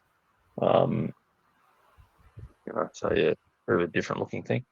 It's crazy. Yeah. So well, you have live animals, you end up having dead animals as well. So Yeah, I always say is when you're working with life, you're also going to be unfortunately working with death. You know, kind of comes with the territory. Yeah. And I think too, the more you keep, it's more of a, not a normality, but it's more accepting. Whereas the person with one snake or one lizard is like, what do you mean you've lost animals? And it's sort of like, well, you keep that many that it's bound to happen, whether it's an older animal or something like that. Yeah. Got these as well. This is a western tiger snake. We also have these guys, the Kangaroo Island tiger snakes. And then we have Now, are you guys legally able to keep venomous outside, or you have to have it in your facility? no. So the way the legislation is that we need to keep. We need to have approval for all of the enclosures that we keep the venomous in. So we've got individual approval for each one of those, and all of our venomous enclosures sit inside the approved building, and so they're inside. Generally speaking, you should always have your animals behind usually 3 doors. But when you're opening it, you might have it behind 2. So you'll have the door of the enclosure will form 1 door. The door to the snake building will form the 2nd door, and then the door to the building itself, the room will form. Sorry, door to the enclosure, door to the room, door to the building. Right. So you would, by practice, you'll only ever have 2 doors open at once. So, 2 doors closed at once at all times. So you'll always only have 1 door open. So the animals are always behind a secondary form of containment. So if you're opening the enclosure, the doors are closed. Right. If you're opening the entrance to the room, then the door is closed and the enclosures are closed. If you're opening the entrance to the building, the room is closed and the enclosures are closed. Does that sort of make sense? So Yeah. if you've got the animals outside, when you open that enclosure, you don't have that secondary form of containment. And that's the concern. So essentially that's why they don't allow it. So potentially what you might be able to do, you might be able to get it across the line if you had like an aviary style setup over the top of your outdoor enclosures, which would then form a 2-formed barrier there. And you might be able to then put a gate into that, so you then had a secondary form of containment. So there's 2 doors on the way in, so you had like a hatch. So think of it like an airlock, I suppose, before you walked in. So you had those 2 forms of doors. So that may be okay as well. I would wonder, like, would they, like, with like an open air system, like, would they let you, I don't know, like the finances behind it might be insane, but like almost like a retractable roof, or like you could, to get natural like UV light, like that full spectrum light, or is that something that, they might you just mesh it, you'd mesh the sides. If you just use mesh on the sides, that would allow light to pass through. So like, when you guys were designing your facility, like, did you have to work closely with the governing, agencies to make sure that you didn't have like something? No, we knew the rules. We knew the rules, so we were able to build them to within the scope of the rules. So we put double glazed windows into the roof to allow for natural light transmission of the right colour. We've also found that the animals are impacted by the moon phases and stuff like that as well. So, so that's a fairly important point for us. And obviously the lighting, we've got emergency lighting in there as well. So if the power goes off, lights can come on. So we've got emergency protocols in regards to envenomation. So if there's a bite, we've got all our documentation in place. The doors were built big enough that they could fit a a stretcher, an ambulance stretcher through the doors. We There's work on principles of whether or not we can work with the venomous snakes on that day, depending on what's going on outside. So if there's flooding or anything like that, then we're not going to work with the venomous snakes on those days. There's access to the hospital might be a problem, so we don't want to be doing that. We don't want to be an encumbrance, an additional encumbrance on emergency services. So we've got our protocol when it comes to working with the staff. if we're feeling slightly off, we don't go in. Yeah. Et cetera, et cetera. If we've had medication that could make us sleepy or whatever, it can be done tomorrow. Yeah. Mm-hmm. No snake is worth dying for, that's for sure. Yeah. Yeah, it's kind of like, I think about like, unnecessary risk and, being able to, basically manage take out as many variables of the equation as you can. So you don't put you don't need to introduce anything that could make the situation more, dangerous than it needs to be. Yeah, for sure. Every cage has tags on it. And that's purely because sometimes Scott and I would get busy and we'd move something up to a bigger enclosure or whatnot and forget to tell each other. And I just stick my headphones on and get stuck into cleaning. And you get the habit of something may have been in a certain enclosure for, say, a year and a half, and then it's time to move it up. And all of a sudden, it's not the snake you thought it was. Yeah, which is why we've got different approvals for different species in various enclosures. So it allows us to move the animals from one enclosure to the other without having to do a change on our license or anything like that. Just find it helpful. And I have an autoimmune disease too, so I don't want to find out the hard way that snake bite was the last straw. Yeah, that's it's a mulga snake, which is quite a pretty animal. We've got things like butler snakes. So it's a species that you wouldn't see in the US at all. Polyp snakes, which are a pretty incredible looking snake. Wow. And that's a juvenile. They don't look that pretty when they get to adult. Yeah, that's a juvenile. That's really beautiful. Yeah. They really dull down in colour. They dull down a bit as they become an adult. So that's an adult there. Still not an ugly snake, but not quite as vibrant. Yeah. The old carotenoids are pretty strong in them. Right. Yeah. And then we've got things like spotted black snakes as well. So this is a juvenile spotted black snake. And then red belly black snakes as well, which are an absolutely beautiful species. This is some live bearers. This is some popping out of their sacks. So that's mum there. So pretty incredible animals, and then everything to the brown snakes and stuff like that as well. So work with some cool animals, I suppose. I would suppose. Yeah, though that's a dream list. Oh my gosh, what a collection. Yeah. So like when you guys when you're making a decision as far as what animals you guys were when you were putting together the collection, Scott, did you already have the animals when I guess was this a slow process to get to where you're at now, or did you I don't know how to say it not really. I'm an adult. I want it. I'm getting it. Yeah, I had most of the species of venomous snake that I wanted, with the exception of funnily enough, a couple of species of death adder, and a couple of species of black snake that I didn't hold. So we then obtained those, but we put them onto our list to say that this is what we wanted to keep. And so we already had them. We already had permission to own them. So when the opportunity came up to actually obtain them, then we got them. I don't know whether it's a good thing or a bad thing when your partner's into reptiles.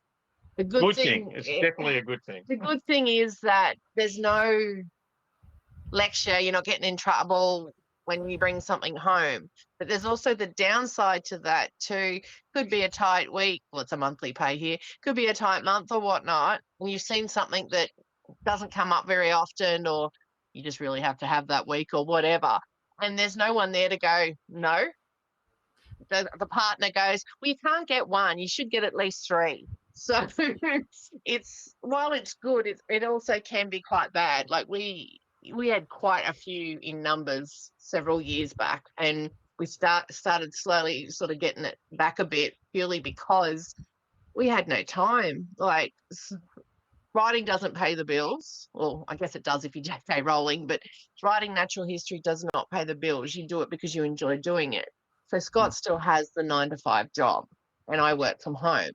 There's not enough money in the business to pull a wage, so you rely on the external income. But there's enough animals to keep you cleaning and feeding, like, for so much of the week. Mm-hmm. And it just got to the point where, not that picking up shit was ever enjoyable, but it was far less enjoyable.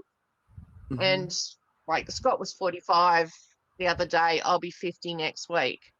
And for most of that time, we haven't really, okay, the writing is on us, but we haven't really had that much of a life. We watch our friends do this and go there and go out all the time.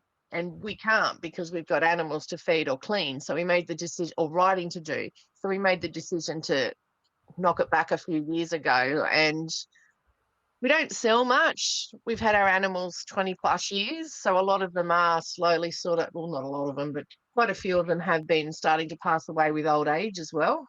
So yeah, and we just haven't replaced. Yeah, like, so that's one thing that I'm really fascinated with, is like the process, like when you guys decide to like collaborate and like write a book, like how is that like an enjoyable experience? Is it stressful? Is it is it a little bit of both, or like how does that dynamic work with you guys doing that? Do you want the honest answer or the PC answer? Hey, I got no rules on my show, so whatever you guys want to. Frustrate the fuck out of Scott. So Ty has ADHD, and I'm probably on the autism spectrum slightly. No, darling, no. So in my case, I'm a very much a planning person. So I'll plan my lists on my lists, and to the point where I'll form a scaffold for the book, and I'll articulate in a spreadsheet basically what every paragraph in the book is going to say and where that paragraph's going to be. And then so what I'll do is I'll go headings, contents, and then from the contents, then I'll break it down into subheadings, and then within each of those subheadings, then I'll articulate what each one of those paragraphs is going to be, and then I'll move them around so I've got a better flow as to where it should be within it. So it's got that logical progression, and then by doing it in a spreadsheet, you can then shift it around and move it to where it sort of needs to form. It's the same thing with regards to our chapters as well. So we'll formulate that. And then when it comes to the actual writing part, then I'll have the spreadsheet open, and then when I've completed that section, then I'll highlight that a different color so I know I've done that, so I can go back to it. So I'll basically work down from the front of the book to the end. So I will write a paragraph here and there, and I'm like, where did you spreadsheets? where did you get to this? And then next thing you know, it's like, oh, I've written this paragraph, and like, well, why did you write that paragraph and not do that one, that one, that one, and that one? Because that topic's boring. I wanted to get to the fun topic, and he's like, it doesn't work like that. And I'm like, sure it does if you put it in a different color, because then everyone knows what's happening. And he's like, no. So yeah, I mean, and he's anally retentive, and I'm sort of wing it, but it works. Oh, that's so funny. I remember, like, with myself, it's like with me and the ex-wife, it was very much like, yeah, total opposites as far as us managing and dealing with stuff. Where like I went through a phase where, like, when I was active in addiction, I was very like everything needed to be laid out, and I had to have a list of everything. But now that I'm sober, I've been able to like manage. It's so funny, another side note is like when I was put on, an anti-anxiety medication back when I was actively drinking, and it never like, it's Lexapro for people who are interested, if it matters or not. But anyway, so when I got put on it, I was still drinking, and I didn't feel like I was working, but I still kept taking it. This is how messed up my mind was like, I liked it because it only took me 6 drinks to be really fucked up versus like 12. So I'm like, hey, like this is awesome, whatever. But it didn't help manage the anxiety. Mm. Well, then I get sober, and it's amazing when you're not drunk all the freaking time how the medication does what it's supposed to do. And I've noticed now that I'm next month will be a year and a half of sobriety for me, and like I've definitely noticed. Oh, thank you. And like I've noticed that I've been able to like get a lot more like just kind of go with the flow and be laid back and just kind of like more like it's funny seeing it like from Scott's point of view of like very meticulous having things listed out to now I'm very much more like I don't know, whatever the day brings it brings, and I'll just deal with it when it occurs, kind of a deal. And my mom is so too, the way we do it, I think, is more open for you come up with an idea or something that hadn't been regimented to begin with, and we discuss the idea, and it ends up going in. But because it was so regimented, we've now got to find somewhere to put it in. Whereas if you trust it and continue to breathe through it, it's not such a hassle when a new idea comes up. No, it's a hassle. It's definitely a hassle because you've got to find where it's got to go, because it's got to then flow with the rest of the text. This is nothing. You should see us at the proof stage. Oh my fucking God, I thought we were going to get divorced one book. So so when you guys wrote the Elapid book, like from conception to it being published, how long was that process? 14 months. No, it wasn't. It was less than that. Less. 12. We did that in 12. Really? That was written in 9 months. Yeah. Oh my gosh. Holy cow. That went to peer review as well. That's what I mean. Like, we don't have a life when we've got contracts because they are usually a year. Yeah. Every single contract's been a year. So this one, which is Snakes of Australia, which is the most current field guide, the new field guide. That was about 8 months, I suppose, from start to finish. And I think people will like pick it up and okay, yeah, that one's got a few more pages than the little $30 ones. People pick them up and they think, oh, it's small. There's not that much to it. But as you would well know, there is a lot to it. You've got to cross-reference. There's years of knowledge yourself. There's always finding new clutch sizes or things like that. And yeah, it does. Getting out there, taking the photos, it does take a lot of time. So the literature review is a massive part. Before you start your writing, I do a lot of reading first. And so you'll go through and you'll read everything that you need to read before you even start writing. Because that will then help you formulate what paragraphs you need potentially. So we're working on a couple of different captive books at the moment. And those are in that same boat, right? Where you're reading through every piece of text, every paper that's relevant to what you're talking about, making some notes so you've got the right citations, making some notes to make sure that you've got that information put to the side. And then when it comes to the actual writing part, the writing part's a really easy process. That doesn't take very long at all. It's that process that takes into working out what paragraphs you need to write and where those citations fit as well. Distribution too. You're always checking right up to the last point. Distribution, that nothing's been found out of its oh my fucking God, distribution zones. Yeah, so you'll go through and you'll do checks on some museum databases that we've got access to, and a couple of others to make sure that your identification and your distribution is accurate. So, and then there's those lovely papers that come out all the time when things are taxonomically and things like that, and you're like, shit, got to rewrite that one. And it's like, as an example, I mean, you talk about Strophiurus as something that you like, right? You've had in recent times you've had Strophiurus horneri be described, Strophiurus spinula be described, Strophiurus strux being described, and there's another one that I am missing off the top of my head that I can't think of at the moment. But there's been, 2 in Queensland, another one in WA, and then another one in the Northern Territory, and then there's more coming.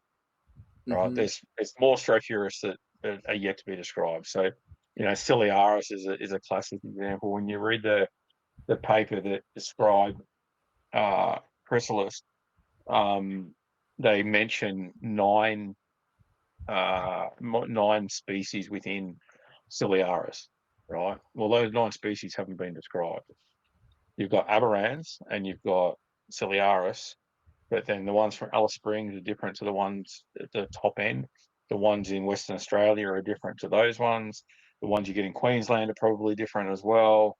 So there's a whole heap of animals within the Ciliaris complex that are yet to be described.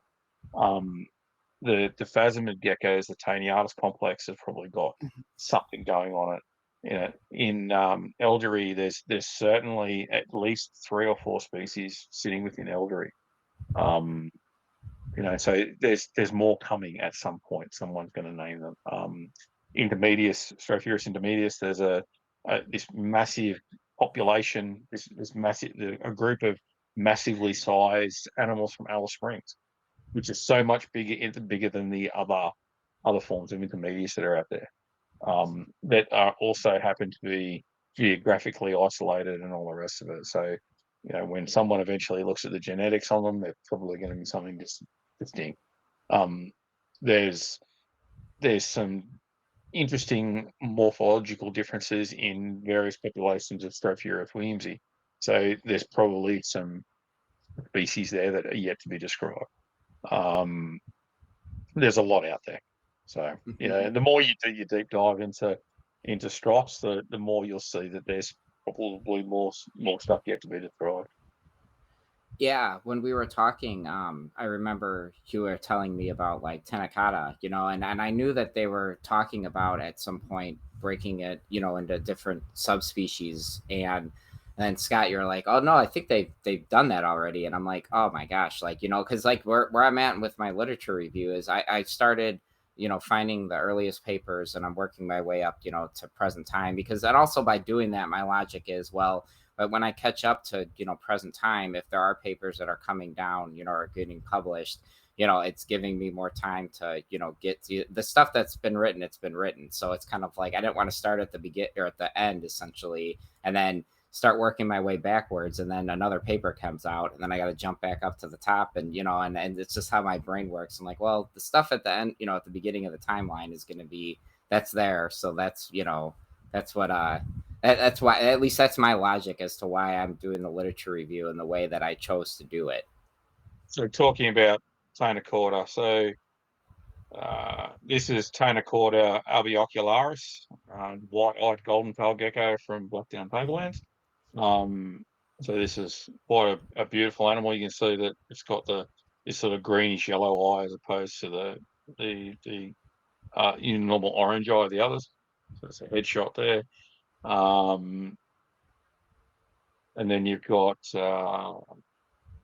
Triaureus, so tri meaning 3, aureus meaning gold stripes, so 3 gold stripes. So this is the 3-striped golden tail gecko. So this is from near Eidsvold.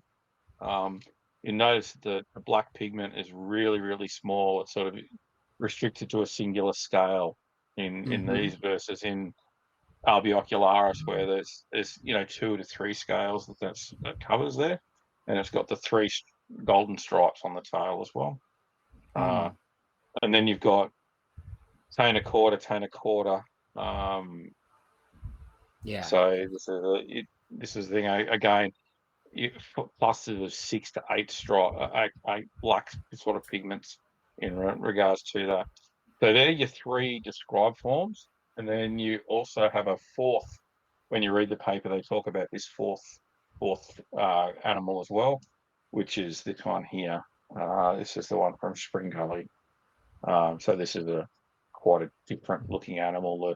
The gold stripe seems to come right up the back on these ones a bit more. You can sort of see it in that one there. So another one there. So yeah, really, really impressive looking animal, that's for sure. Yeah. That's just a fairly dark individual as well. Man, those are they're that's one of the next Strophaurus. Once I get I know I gotta focus on buying a house first, and I'm like I want to keep adding to the collection because I'm at a point where it's like my collection is so manageable for me where I'm not like stressed, and it's like my friends, it's funny, they'll give me shit because they're like, oh hey, we're gonna go out tonight, you want to come out to dinner with us, and I'm like, actually I kind of, not to be rude, but I want to like hang out with the animals, and they're just like, well, I thought you said you did your animal stuff yesterday. I'm like, oh, it doesn't stop. And then on top of it, like I find such a sense of like, I don't know what you want to call it, like accomplishment. It's like when you know that you're doing the best you can for your, you want to call it the animal's health, if you would, then it's like, I don't know, I feel so much better about it than it's like, you hear people like, oh, I haven't looked at my snake in like, a week. And it's like, how did you go a week without not looking at your animal? It's like, why do you have it then? I mean, I part of me, I get it, but then part of me is just like, the way that my motives for keeping is different, I think, than someone who's got this big, massive collection where I don't know, it just doesn't appeal to me. I guess you'd say that the big, massive collection where I can't look at all my animals every day I don't want to ever get to that point, if that makes sense, Yeah. So this here is probably an undescribed species of strop. So this sort of sits within the Williamsy group, but it's got a very different tail structure, and the tubercles are very different to some of the others, right? So if you look at that animal there versus, say, something like that where the tubercles are so much deeper, and so they're probably a different animal, that one. So yeah. Is there anything you haven't kept that you really want to keep? I mean, it's always going to be a green anaconda. It's just ever since, I don't know, ever since I saw my very first picture, it was a bunch of natives to the area. I think they were in somewhere, wherever they were in the Amazon. It was, a bunch of natives, and it was like 10 of them holding this massive female. And it was just it made such an impression on me of seeing a snake that large with this, and they're adults holding this gigantic snake. And then when you look at the head structure, and it's an aquatic boa, that it's like, it's just such I don't know what it is about the anaconda, but to me it's like, it just screams like the ultimate badass. It's just such a cool snake. But I struggle with wanting to have one, because you can get them in the United States. Like, they're not hard. They captive bred quite, people have litters, fairly often. So it's more of me like being in a position to where, like, can I keep the animal to where I'm not going to feel bad, because it's an aquatic snake. I need to give it a giant body of water. But how the hell do I do that in a house? Like, how do you manage cleaning, and it has a fecal load that's humongous. There's no filter, I don't believe, that I'm aware of that's reasonable, that's going to be able to deal with a massive anaconda shit, and it's like managing. When we were keeping crocodiles, right? We had crocodiles for a while, and when I say a while, 25 years we had crocodiles. But the trick with keeping any aquatic herps is 6 times the size filter you would need for the same thing in a fish, right? So if for a fish tank you would need a filter that would do a 1 liter or a 2 liter tank, a 1 or 2 foot long tank, you'd use the same tank filter that you use for a 6 foot tank on that 2 foot tank, and then that would give you that water circulation that you need for a large reptile. And even then, right, you're still pulling out the poo and all the rest of it, and having to do more water changes than what you usually would, because it's an animal that produces a lot of load, I suppose. Yeah.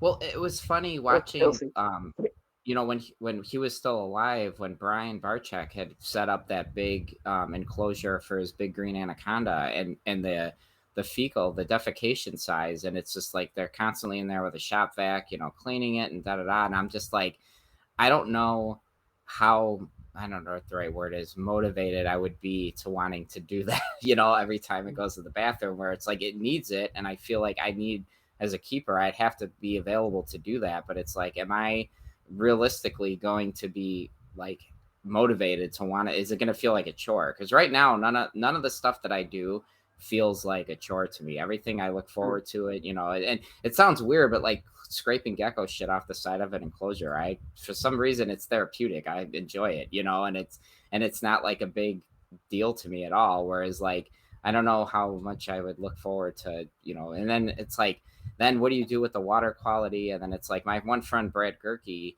with Brad's Bioactive Builds on YouTube, he set up this really cool water feature where he has the water basin dump into a pipe that goes into his sub pump of his house. So when it's time for a water change, he just opens this, this valve up, it dumps all the water out, and then he just, cleans out the water feature and then fills it back up with water. I'm like, oh, that's more manageable than sitting. I don't know how you drain a 65, 70 gallon body of water without dumping it somewhere, so it's like, well, that would be doable. So we had the crocodile set up like that. Oh, did you? So we had it. So there was a valve on the front of it, so I could literally just open the valve, and when I opened the valve, I connected a pipe to it, and it would just take it outside. Plumber by trade. Oh, yeah, that's what I'm like, the least handiest person ever. Like, I mean, I owning a house, you kind of are forced to learn how to do stuff, but it's like, I'm much rather the guy that it's like, if it doesn't work the first time, it was like the end of the world for me. And I'd get so pissed and get so frustrated. And it's like, and I'm like, but I don't want to go pay, a professional when it's something as simple as like, I remember one time I had an issue with a furnace and it was like $150. And I realistically, if I had if I was, there and, present, and I had the ability to problem solve and critically think, and I wasn't fucking drunk, I would have been able to figure that out. And it's like, I just wasted $150 because I'm too lazy to just do it, and it's like, now I'm kind of like, okay, like I could figure this out, and it doesn't freak me out as much as it used to, but it was like, I don't know, that's cool that you have that, knowledge, Scott, that you can plumb stuff out and do things like that. That's really badass. It does make it easier that when we're doing stuff around the house, that fact that I've already got the tools, I've already got all that sort of stuff, and then the qualifications and the quality allows me to legally do it. I suppose the difference is though, right? Is that I'm really sorry. I'm going to wet my pants. I'll be right back. oh, okay. I might be a plumber, but I'm not so convenient that I'll put a toilet in our office. But anyway, that's all right. Yeah. So yeah, I mean, it does make it easier in that regard to be able to do things like that to save time and effort. But then at the same time, right, you got to calculate whether the cost to purchase the tools and all the rest of it is something that's worthwhile for somebody that will barely ever use them. So sometimes it's not necessarily a bad thing to get a professional in, and it's often sometimes cheaper too. Right. So one question that I had for you is that I know you said you've started getting into herping a little bit. And the question that I've got for you is, if you could go herping with anyone, past or present, who would it be and why? I would probably say the first name that comes to my mind is Nipper. I honestly like, he's one of those. I bet that fellow will be absolutely frothing to hear that. Because he does like his salamanders. I'm sure they'd be interested in chasing salamanders with you in the northeastern part of the United States. Yeah. Nipper was one of those guys that when I first started doing my podcast, he was like almost like I don't know what you call it, a white whale, And when I reached out to him, he was like so humble and just such a cool guy. And it was just like, it was a lot like with you guys, when I reached out to you, Scott, you and Ty both were just like, so just available, and it's almost like you have this idea because you hear these people talk on these podcasts all the time. And then it's like, you almost kind of like look at them almost like like a celebrity mindset. But then like you kind of said, though, at the end of the day, we're all just like reptile nerds, so it's kind of like, and being able to talk.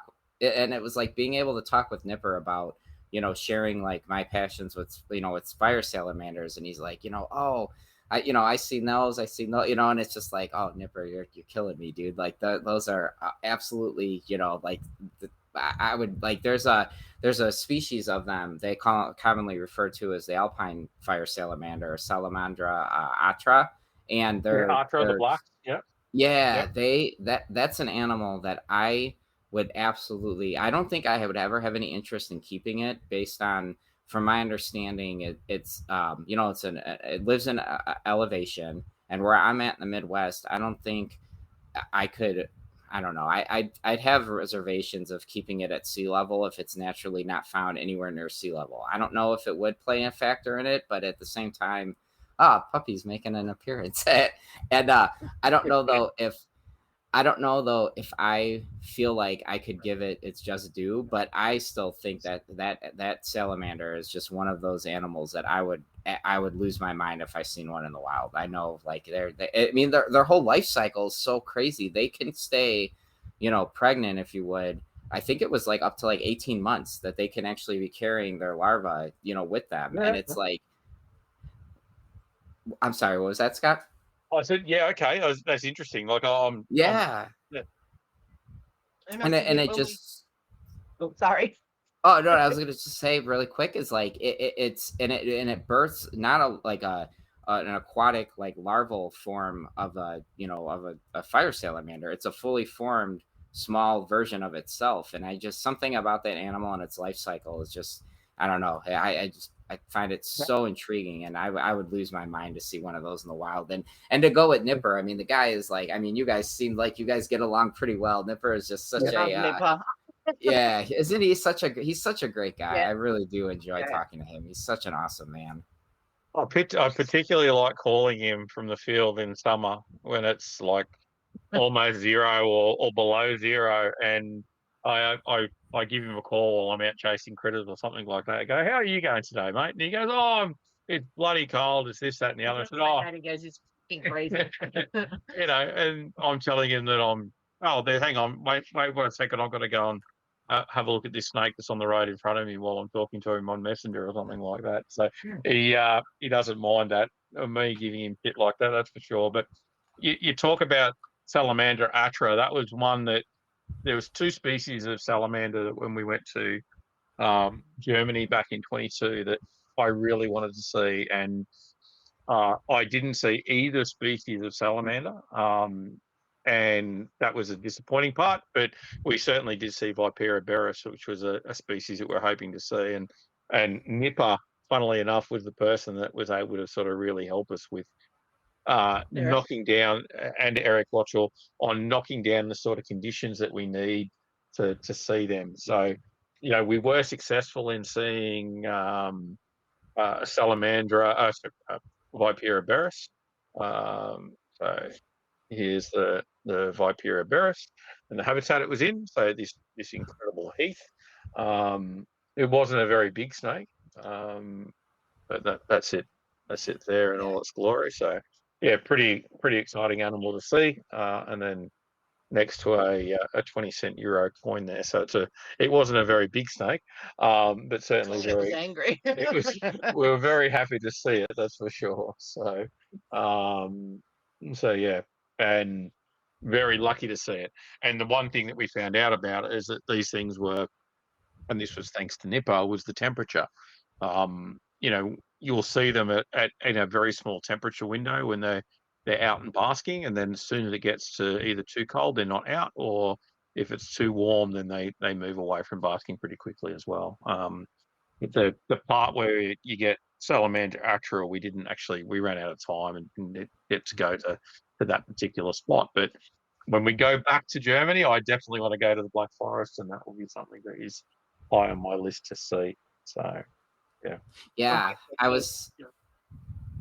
friends with a guy on Facebook, and I think it was last year, he went out to Europe and he hit up a bunch of different countries, and it was like the salamanders that he was posting pictures of. I'm like, dude, oh my goodness, you're making me so jealous right now. It's like, oh my gosh, like it's weird, because it's like, I don't know, I just feel like this I don't know what it is, but it's like there's so many animals in so little time, and it's like and it's like, with you guys, like being in Australia, like, I mean, some of the most iconic. Oh, that's cool.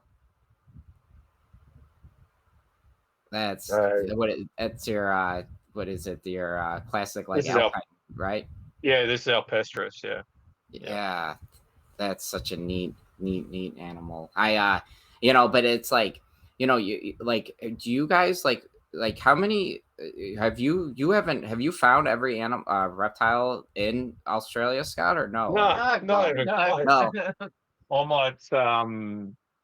I'm at over 550 species of reptile and over 120 species of frog. But yeah, that's there's 249 species of amphibian and just over 1,100 species of reptile. So I'm Oh, about wow. 50%, I suppose. I'm nowhere near that high because I'm the bitch that gets left at home to feed everything at home. But, Oh. some of those things are very hard to get hold of too. So yeah. Now, do you enjoy herping, Ty? Yeah, it's just time. Like, as we said earlier, those books are a year's contract, and sometimes life gets in the way. Like, for example, we just spent the last 2-3 weeks putting in a kitchen Mm. that we had no intentions of doing. And we do have books that are on the laptops now. And so you get behind through no fault of your own, or you just end up. I'm an insomniac and I can go that way for months. And then all of a sudden I'm dead. I need sleep and I can have early nights for 2 weeks straight. So that then loses me time as well. And it gets to the point sometimes where like we could actually plan it better, Mister. I could do a spreadsheet on it, where we fright more in winter. But it gets to the point where it would be a perfect night to go out and you could get photos for the book. But do you run the risk of maybe not seeing anything and get writing done? Or do you go out and hopefully get your targeted species, get the photos that you may not need to get from someone else and be happy there, and then just put a bit extra time into writing? And quite a few times we've gone out, seen stuff, but not the species we were targeting that we needed photos for. And we were like, fuck, we should have been writing. So for us lately, it's been a bit of we haven't got out anywhere near as much as we would like to. Yeah, I just, I don't know. The idea of like you guys finishing a book from 8 months to 12 months is just, oh my gosh, that's a very impressive feat. Holy cow. Yeah, we have them ongoing too, right? So that's the thing. So like When there's we're working on a book now on a group of very popular lizards, and that's been going on for. what you should mean to say? I didn't say exactly what it was. You do. I didn't say what it was. But we're working on a group of popular lizards at the moment, right? And that book's now been going for 2 years, right? And It's only because it was due the same time as another book. yeah, And when Andreas found out how long I was spending on the computer, insomniac, about 20 hours a day, literally writing in between both books, he was like, stop it, you'll fucking kill yourself. I get it when I get it. And we were like, oh, reprieve. but at the same time, though, right, that particular book, we've still probably got at least another 12 months before that one will be done, because there's I hope Andreas isn't listening. because there's a couple of tricks that probably need to be done for that one. When we said yes to that one, So we didn't quite was realise how the much back of- more there yeah, needed to be done. it There was was so off much the back more. of Australasian elapids. And we were like, oh yeah. And then there were certain parts in Australasian elapids where it was a lot easier because there's snakes. Whereas lizards, you can obviously feed a wider variety of foods. It's necessary to feed a wider variety of foods, etc., etc. So there are certain parts that were like, fuck, that's tenfold. And here in Australia, we aren't.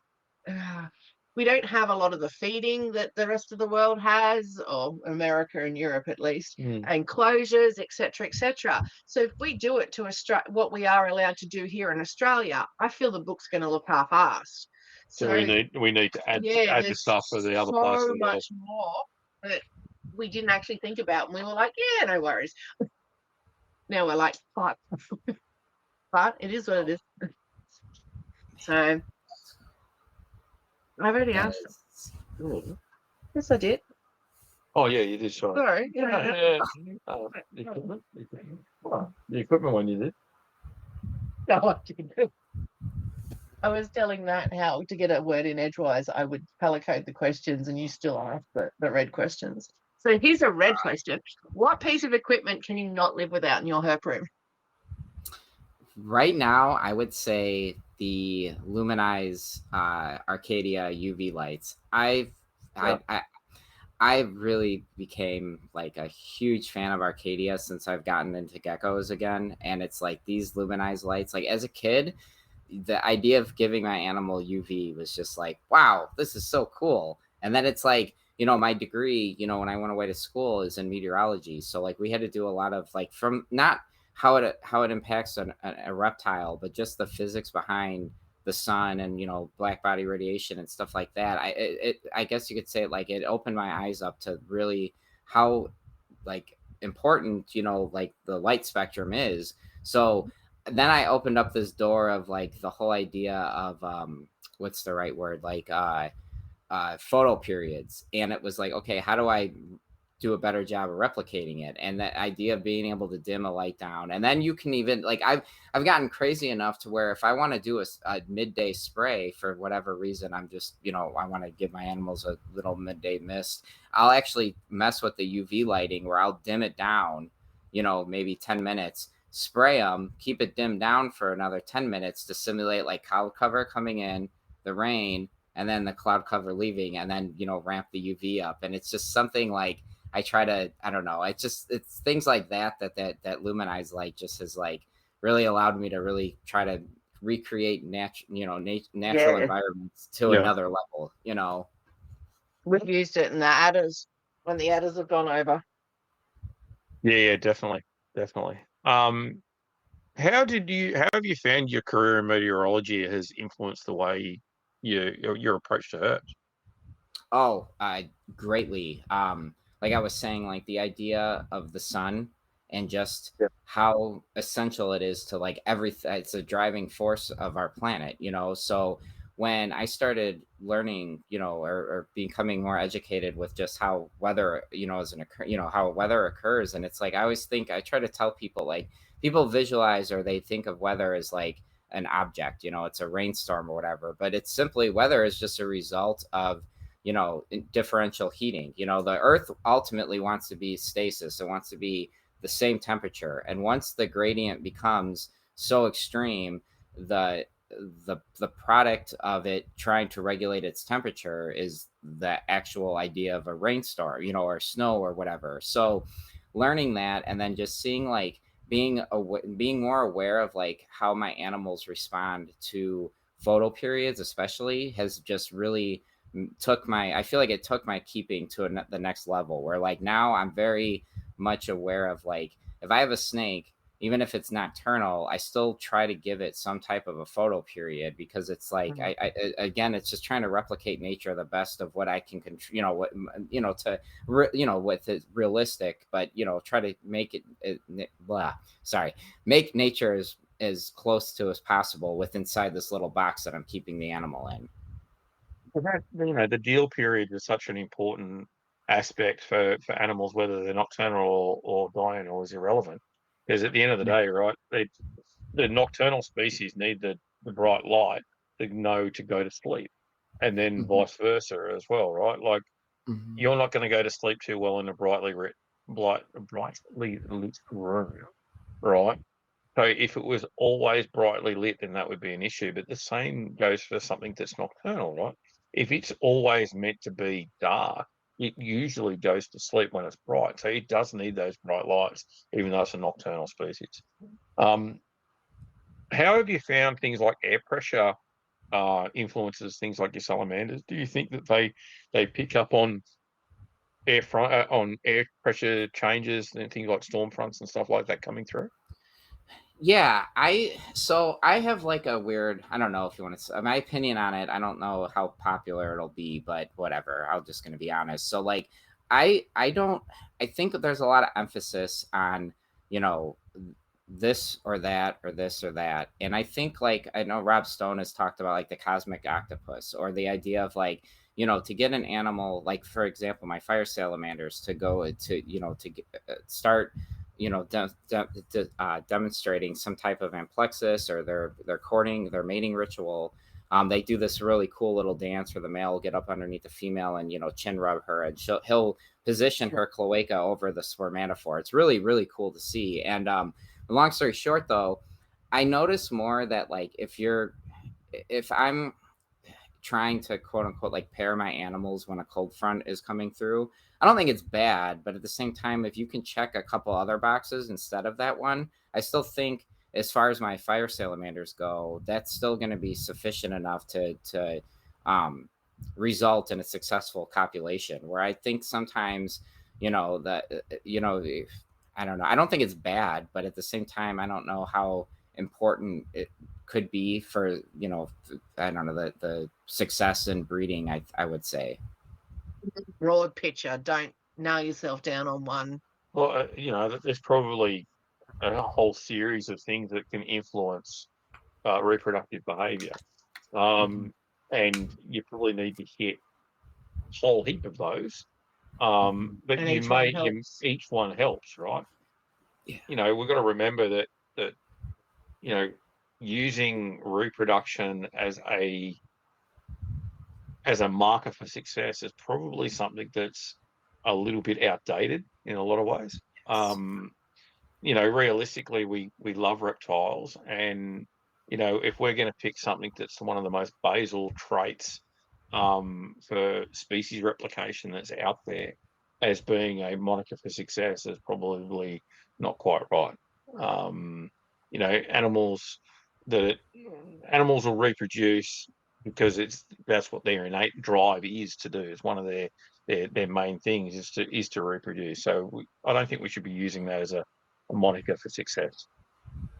Yeah, I agree. I remember when I did my intro show to the my podcast, I did this little rant where it's like, the idea of being a successful breeder making you successful in the hobby. I don't like that connotation, because there's a lot of people who might work with animals that are very successful but have no intentions on breeding, because it's like, I don't know, maybe they're maxed out on what they want or what they're comfortable with, and time management and stuff like that, and having that as self-awareness to know how much when enough is enough kind of a deal. I think that's just as impressive as saying I got my 15th clutch of whatever ball python genetic hodgepodge you threw together. And it's like, do we really need to keep breeding these animals when there's 40,000 of them on Morph Market right now, or whatever the number is? But I don't know. It's that old adage, just because you own it doesn't mean you have to breed it. Yeah, look at it's a great example of that are my albino capensis. I have these T positive albino capensis house snakes, and when I got them, I bought a pair, just because I don't know, that I kind of always result in wanting a pair in case I do choose I want to breed. But there's so many of them available. I'm like, I don't need to make any more of them. And now the only motivation I would have to ever pair my two up is if the female went through an ovulation and gave me a clutch of duds, because if she's going to put all that time and energy and effort into reproduction, I don't want it. I don't know if you want to say like wasted energy, but it's like, well, I might as well get viable young from her if she's going to put her body through that. But she has never done that yet, and I've had her for 5-6 years, and she reabsorbed, so I've never gotten dud eggs from her. So I just keep them separate, and I don't see a need for me. What am I going to put more snakes out there when there's already, at any given moment, anyone in the United States can go on Morph Market and buy 10 albino T positive house snakes? So why am I going to put more out there? Yeah. I have a question. It didn't feel that cunty when I came up with it, but now it actually feels a bit cunty. So it's meant with love, okay? Go for it. So why is the weather so hard to predict, but my diamond python always knows when it's going to rain? It's so that's a loaded question. To go with that, right? So whenever it's going to rain, the diamond python comes out and will sit in a certain spot. on the side of the enclosure, and it sort of just goes backwards and forwards. And I'm like, right, no washing today. Nice. Yeah. So Yeah. the biggest challenge with meteorology in general is you have this very chaotic system that you're trying to put order to. You know, the idea of the butterfly effect, right? Where one little butterfly flaps its wings can affect all this stuff. But it's kind of true, because in order to get certain weather patterns to come to fruition, there's a lot that's involved in the atmosphere that is a basic, damn near impossible to measure. Because here in the United States, I did work on a project, and I gotta keep in mind I had to sign a non-disclosure, so I have to be coy on how I say this. But I did work on a project where we had leased out a Doppler radar to Queensland, and I remember when I was in college, I was very excited because I thought there might have been an opportunity for me to go to Queensland, but it didn't come to be. But in the United States, we have this intricate system in place where, well, now with our current regime, it's no longer. But what they used to do is send up a weather balloon. This weather balloon would go up through all the layers of the troposphere, right? That's the lowest layer, the lowest part of our atmosphere. That's where all the weather occurs. And it would take measurements. And then those measurements would get fed into a computer model. These computer models are extremely robust. They literally compute millions of very high level calculus equations to replicate some type of predict a weather pattern or a weather event. However, you're only feeding it to live actual data. And then at that point, now you're extrapolating, and it's like garbage in, garbage out. So once that data is measured, you're putting a timestamp on it. And if that's temperatures in the upper atmosphere have changed, and the model isn't picking up on it, and there's no way to populate that and force that data into it, you know, you could get a completely different outcome. So like when it comes to natural phenomena, like your snakes demonstrating certain behaviors ahead of a rainstorm, a lot of that is contributed to the fact that when a weather event's going to happen, the biggest, easiest way to measure it is with pressure drops and rises. And a lot of animals, and it's, you know, been documented in many research papers, are very sensitive to those pressure changes. So I believe what's occurring is that out ahead of this weather system that's going to come through the area, the pressure is fluctuating. It's doing what it's going to, most likely you're going to be entering a fall. So as the pressure starts to drop, your snake is responding to it, knowing that, you know, hey, there's something cooking, you know. But it's interesting because I wonder where you guys are at in Queensland. You guys get like actual thunderstorms, not just big stratosphere. You guys will get, right. So do you ever notice your snake exhibiting that behavior? But it's like more what we call in the United States, I don't know if you guys refer to them as like garden variety thunderstorms, or we call them air mass thunderstorms, where it'll get really warm and it's not a big blanketed coverage area. You might have a spot with a thunderstorm, but 2 miles away it's dry as it could be, and you could never tell it rained. You guys you do get some, we do get thunderstorms tend to move through the same pattern in here, and so we'll often have the rain sort of hit either just south or just north, but you'll still get that air pressure drop as it comes through, right? They can be fairly fast moving, they can be slow. I mean, we had a cyclone this year, which was... That wasn't a cyclone, that was pathetic. It was technically a cyclone still. So we had our first cyclone this year, as opposed to a tropical low. So we get tropical lows like once or twice every couple of years. But it was the first cyclone to hit Brisbane in about 35 years, I think it was. So yeah, we get influenced of, I mean, it's a subtropical climate where we are. But we do get tropical influence at times as well. So if there's an instance where there's a thunderstorm in the area and it doesn't actually rain, have you noticed your snake exhibiting that same behavior, even though you might not actually get any precipitation? To be honest, I look at the enclosure before I put the washing on. If he's out and about, I don't do washing, and I don't. So you don't go and see this. To see if it didn't rain or not, I suppose. Yeah. I would be willing to bet my entire paycheck that that snake will still exhibit that same behavior regardless if you guys get any type of precipitation or not, because I'm almost positive to say that it's most likely responding to the change in pressure, which is indicating it hey, there's going to be some type of weather phenomena that's going to come through the area. Is your paycheck good? Because now I feel the need to actually note this. Well, I don't know. Maybe before the divorce, I had to give my ex-wife all my money. It might have been, but now not so much. No, I'm just kidding. No. So, we listened to a few of your backlog over the years, and one of the things that I listened to is that you had said that you used to storm chase. Is there a correlation between storm chasing and herping?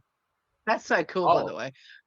Yeah, it was one of the coolest experiences I had was we were out in the plains in the United States. We were in, I want to say Kansas, and we're down these like dirt country, like hillbilly redneck, as could be roads. And as we're driving down this road, there's just this massive like pouring of frogs just literally everywhere. Like it was insane. And it was, we had this big, they call it a supercell thunderstorm. It's just a way that the convection, you get air rising up, and depending on the atmosphere, it's going to make the storms take on different modes, if you would. So the supercell is coming through and the frogs knew it and they were just out in full force. And it was like, I wonder in an event like that, how many herps, not just frogs, but, because the frogs are going to be, predated on by snakes and stuff like that. And I just bet, I would think that you would have just a hell of a time out there to see, but the downside of that is you're at risk of Mother Nature, because usually that coincides with those weather events are tornadoes, large hail, so on and so forth. So I don't recommend anybody actually doing that, because you probably could get pretty fucked up if you're not careful, This is another cool thing about the podcast, though, and I'm sure you'd agree, Matt. Like, we don't know any meteorologists. So to hear stories like that, we wouldn't unless we were listening to someone else's podcast. So to get to know someone and hear cool stories that you're never going to be able to tell in any way, shape, or form yourself, unless we were running our asses off from it.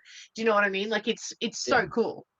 So the other thing that we found that was really interesting, I suppose, is that you've got this thing called IHS that you happen to be speaking at this year. I'm hearing. Can you tell us a bit about IHS? And it sounds like an amazing event.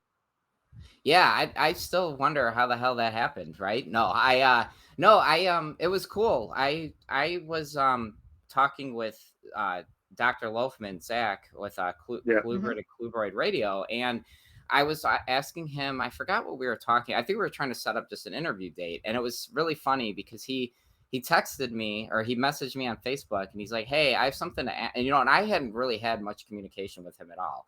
So he messages me and he's like, "Hey, I have something to talk to you about. Are you available?" And I was at work, and I'm like in this government facility that I work in, cell phone usage is like very restricted. So I'm just like, "Hey, can we set up a time this evening when I get out of the office?" He's like, "Okay, cool."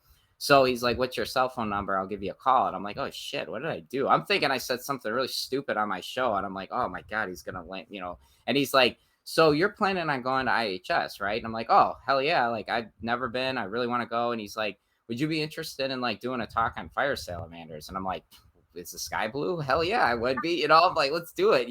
So, and then everything just kind of lined up where now I'm I got the opportunity, and I'm very grateful for it, where I get to blab about fire salamanders in front of a bunch of people who are probably way smarter than me. So it'll be very it's going to be really, really cool to to be able to in all seriousness though, it's going to be really cool to be able to share my passion and why. I hope people, even if they don't want to, and in Florida now that their laws are so goofy, they can't legally keep fire salamanders. But, at the same time, at least, hopefully I can get people's interest peaked that, they'll appreciate them in a different light than what maybe they'd look at them and go, "Oh, that's cool," Touch on your comment about smarter than you. I do believe passion goes a long way, though, when you're doing something like that. You can sit there and listen to the most educated person in the world, but if it's not tweaking your interest 100%, somebody who's passionate gets all involved and the tone changes up and down, and it is a lot easier to listen to sometimes. Yeah, definitely. Yeah. No, I'm sure you'll be fantastic. Yeah, you'll make it dead. IHS has been going for like 50 years. So and the best part about it is like it's this mesh of herpetologists, zookeepers, and private people, and everybody talks together on the same level. There's no the egos are sort of left at the door, and you can have these amazing conversations between each other. It sounds like it's an incredible event, that's for sure. And fingers crossed, because I'm hoping to go herping, and the very first tattoo I ever got was of an eastern coral snake, and so I'm not holding my breath, but oh my goodness, I would lose my mind if I could see one. That would be awesome. Well, I think I'm pretty sure that there's a herping event that's happening beforehand and certainly Yes. afterwards. So, Yep. Mike Clarkson was talking about it a while back that the one thing that they do with the IHS is they tend to try and put it in places where the herping isn't too bad to make sure that people can take that opportunity when they're there. That's for sure. So I'm sure there's carpooling and stuff like that. But then you also go to a pretty cool facility. I think you're going to Iguana Land this year to have a look at Pie Park's facility as well. So that'll be interesting too, no doubt. Yeah. Oh, absolutely. It's going to be cool. And anyone listening that's in the United States, like, I definitely encourage you, if you got some downtime and you want to nerd out with a bunch of fellow reptile nerds, like, book your ticket and come on down, because it's all indications. Everyone I've ever spoken to who's attended it said it's like it's an event unlike any other reptile conference. So I'm excited. I'm really looking forward to it for sure. I mean, I just booked my tickets for ASH, which is the Australian Society of Herpetologists, and that goes for 3 or 4 days as well. And that's a scientific conference. Obviously, it's a little bit different to what this is, but that the one thing I saw about the IHS is that because it goes over the weekend as well, people that aren't working can get like a day pass to go and see either a single day or a couple of days or something like that as well. So, they've really made it very attainable for the people in the US. It'd be amazing to attend one of those events one year for sure. Yeah. Put it out there, babe. Yeah. Hey, why not? Why not? Mike, if you're listening, call me. Yeah. How's your Stray Furious book coming along? Well, so that's, I've struggled with knowing when I have enough publications, because as I'm sure you guys know, it's like when you have, I'm very fortunate enough because of my background. I have a lot of access to a lot of like different, journals and stuff like that. And it's like, I'll read a paper that references another paper, and then in that paper references another paper that references another, and it's like, I need to, like, the one thing that I haven't done yet that I need to is really sit down, and I like the idea of a spreadsheet and really formulate the structure of what my goals are, because I'm right now kind of just, I guess you could say, I'm just freeballing it way too much, where I need to reel myself in, because it's like I enjoy learning so much about these animals that, like, it's not anything that, like, it's stressful or nothing, but it's like I kind of just want to take it all in. But it's like, okay, I'm never going to get to the finish line if I keep adding to my plate, you know what I mean? But at the same time, I kind of don't want to do that, because it's really cool to be able, it's just such a good excuse for me to set block times out on the weekends or after work and just, kind of zone out and just read these great minds. Like some of these scientists, it's like, oh my gosh, what they were able to accomplish in a day where technology is not at where it's at now. Is just, it blows my mind what these people were able to do. It's really, really impressive when you really boil it down to it. I think that probably the best thing to do in that particular case would be, if you're still at that learning the structure of what your book is going to look like, right? Pick your favorite 3 or 4 different books that you would like to sort of model the Stray Furious book on, right?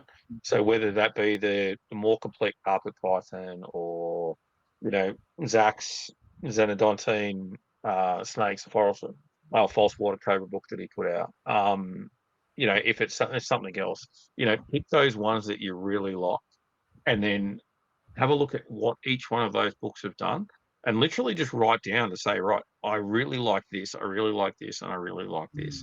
How am I going to incorporate that? That'll then give you your main chapter headings, and then you can take into that and go, all right, well, even though, it might be a book on salamanders or something like that, right?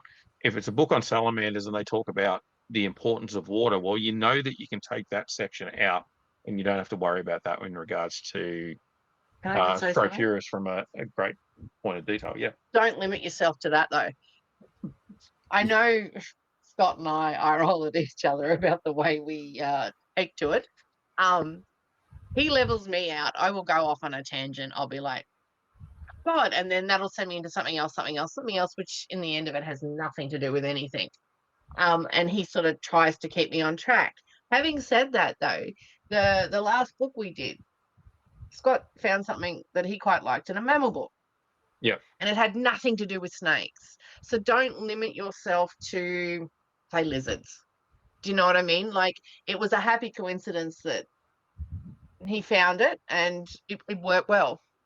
Yeah. So, I mean, what we were talking about there is a difficulty index for identification, right? So a little bit different from field guide as opposed to what we're talking about here with a captive book. No, I meant idea-wise. Like, yeah, the ideas come out of 100%. not Yeah, what you expected. and that would be sort of where you're going with, right? So you would look at that the captive husbandry books to give you an idea of the captive side of things, but you could be looking at anything in regards to ecology, and you could be looking at field guides or ecological books in regards to snakes, birds, mammals, insects, whatever it might be, and that would provide you with some sort of guidance, I suppose, in regards to what you'd be looking for there. And I sort of think my name's on the front cover of this. I want it to be as best as I can do it. I make it okay when it gets reprinted or whatnot. Yes, you can add to it then, but in my mind, sometimes I feel like that's a bit too late. It should have been done first time round. So whereas Scott will go, pick 3 of your favorite books or whatnot, I actually pull out hundreds of books off the bookshelf and go, no. And I have found some really cool ideas and some older books that, and I'm just like, wow, why do people not do this anymore? And it was good to look at in the case of field guides, we looked at field guides from South America, field guides from the United States, field guides from Europe, field guides from Africa, Asia, as well as stuff from Australia, because the whole idea of it, what you'll find is that you get these regional ideas, right? And, the Americans do things in a certain way, the South Americans do things in a certain way. And so if you can look at a whole things from across the globe, you can incorporate the best ideas of all of those areas. So then when you're producing your own publication, you're borrowing, stealing from other people in that regard to produce your own thing that's completely original. You cite the book. Yeah, of course. Yeah, of course you cite the sources, right? It doesn't need to be a direct citation where you've taken something specifically out of that book, but if you've used a particular field guide or something like that to help give you some structure ideas or something like that, of course you would cite it. Yeah, that's such great advice. Oh my gosh, that's like the light bulb. It's like, I don't know why the way that you had broken it down, it's like sometimes it's funny because someone will tell me something in one way and it's not that I don't comprehend it, but it's like, okay, but then someone else will say maybe the same thing but in a different way, and I'm like, that makes complete sense to me, and it's just like that's very good advice. The only other thing too as well is be careful with regards to setting yourself deadlines and stuff like that as well. You stress yourself out if you don't actually have one.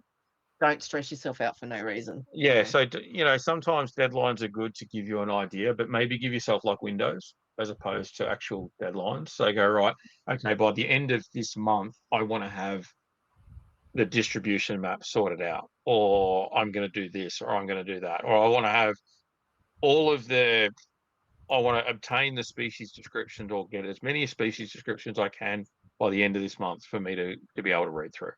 Right. And then what you do is you spend time focusing on trying to grab those species descriptions, and you end up burning less time and wasting less time, because if you obtain one description, then read through it, then you want to try and obtain the next one and then read through it. Whereas if you go through, I'm going to literally name all of them, or get the descriptions for all of them, then it works. And you can do that with your spreadsheet as well. If you use that same spreadsheet, you can literally go, right, okay, you can have a column for the species descriptions, and you can change the color when you've got that species description, and then you can change the color when you've read that species description. Has everyone heard this? The next time you have a go at me because it's in a different color and you don't know why it's in a different color, you do it too. Also, too, I like reading. So I find that when I get stressed out with maybe a deadline or whatnot, if I go back and read some stuff, whether it's books, papers, whatever, doing something that I enjoy, and it's taking my mind off the fact that I need to be writing, but I'm still researching for that book. So I find that helps level out the stress levels a bit. Yeah, that's one thing that like I really could see myself getting too wrapped up in, and that's really good advice, because I definitely could see myself, because I'm very much of like, okay, I'm gonna have this done on this date, and then it's like freak out time, because it's because for me, like, this experience, a lot of it, I mean, all of it's new, so it's like I don't know if my deadline that I create in my head is actually reasonable, or if it's like, Matt, what are you doing? You're gonna freaking burn yourself out, because like that's not, you're crazy, so Yeah. but at the same time, it's such a cool experience, because it's something new, and it's just this idea that I've had, like when I was in active in meteorology, like this idea of like papers being published. I was very fortunate enough to be in contact with one of the world renowned severe weather meteorologists, and the guy published papers, I felt like, every week. So it was always this idea of like wanting to get a meteorology paper published, but then it was like, I realized like very quickly the stuff that I was into was not, there's no need to be published or whatever, and it was just, I don't know, I got very, but long story short, to say all that, it's like I definitely think that Ty, especially, well, both of you guys and Scott as well, it's like all of this stuff is just, man, it's very beneficial to hear all this. It's really going to help me out big time. With you stress, I need to say this before I forget it. With you stressing out about a deadline, the most important thing you can possibly remember is, life-wise, you're not going to get this time back. Yeah. So when you miss out on family and friends because you're stressing over a deadline, that's not coming back round. We learned that the hard way. I think too, right? Remember that you can always get other people to peer review your stuff as well, right? It doesn't matter if 10 people read through your manuscript before you're looking to actually shop it around to a publisher or something like that as well. And it's better to have a mistake in front of 10 people than everyone that buys 10,000. Yeah. So yeah, and look, right, it doesn't matter. The thing is with your brain, right, is you will completely miss basic fucking errors. Like, you'll misspell something and your brain will just sit there and go, no, this is what I have written. That is what you have written, and that is it. You won't see it, and particularly if it's like a misspelled word that is another word. So it could be no and on or something like that, right? You've easily reversed the two. Spell check won't pick it up as being wrong. Grammar may not potentially pick it up as being wrong, but anyone reading it will pick it up as being wrong. But your brain won't pick it up because you'll just keep reading it the wrong way. You get to a point where you read it that many times that you automatically read what you know you should have written. Classic for us was 174. Yeah, the dash was in the wrong spot. It was meant to be 1 to 74, and it was 174. Oh. We had someone messages going, really? They have that many babies? And I'm like, no, it's about 74. Why is that? She's like, no, you put 174. Oh, shit. So we have one question that we always ask our audience in regards to our guests, sorry. Regarding misogyny in the hobby. Have you ever experienced it, or do you think there's something that can be done to help sort of stamp it out? Yeah, unfortunately, I have. Being, going to like the big reptile expo we have here in Chicagoland. You see it all the time when there's a very well established herp keeper who happens to be female, and the amount of like mansplaining, I guess you could say, that'll take place. I don't know how some of these women put up with the crap, because I find it like, as a guy listening to it, it gets so annoying where like, I forget her name, but there's a girl who's very, very good and very well known to work with tokay geckos.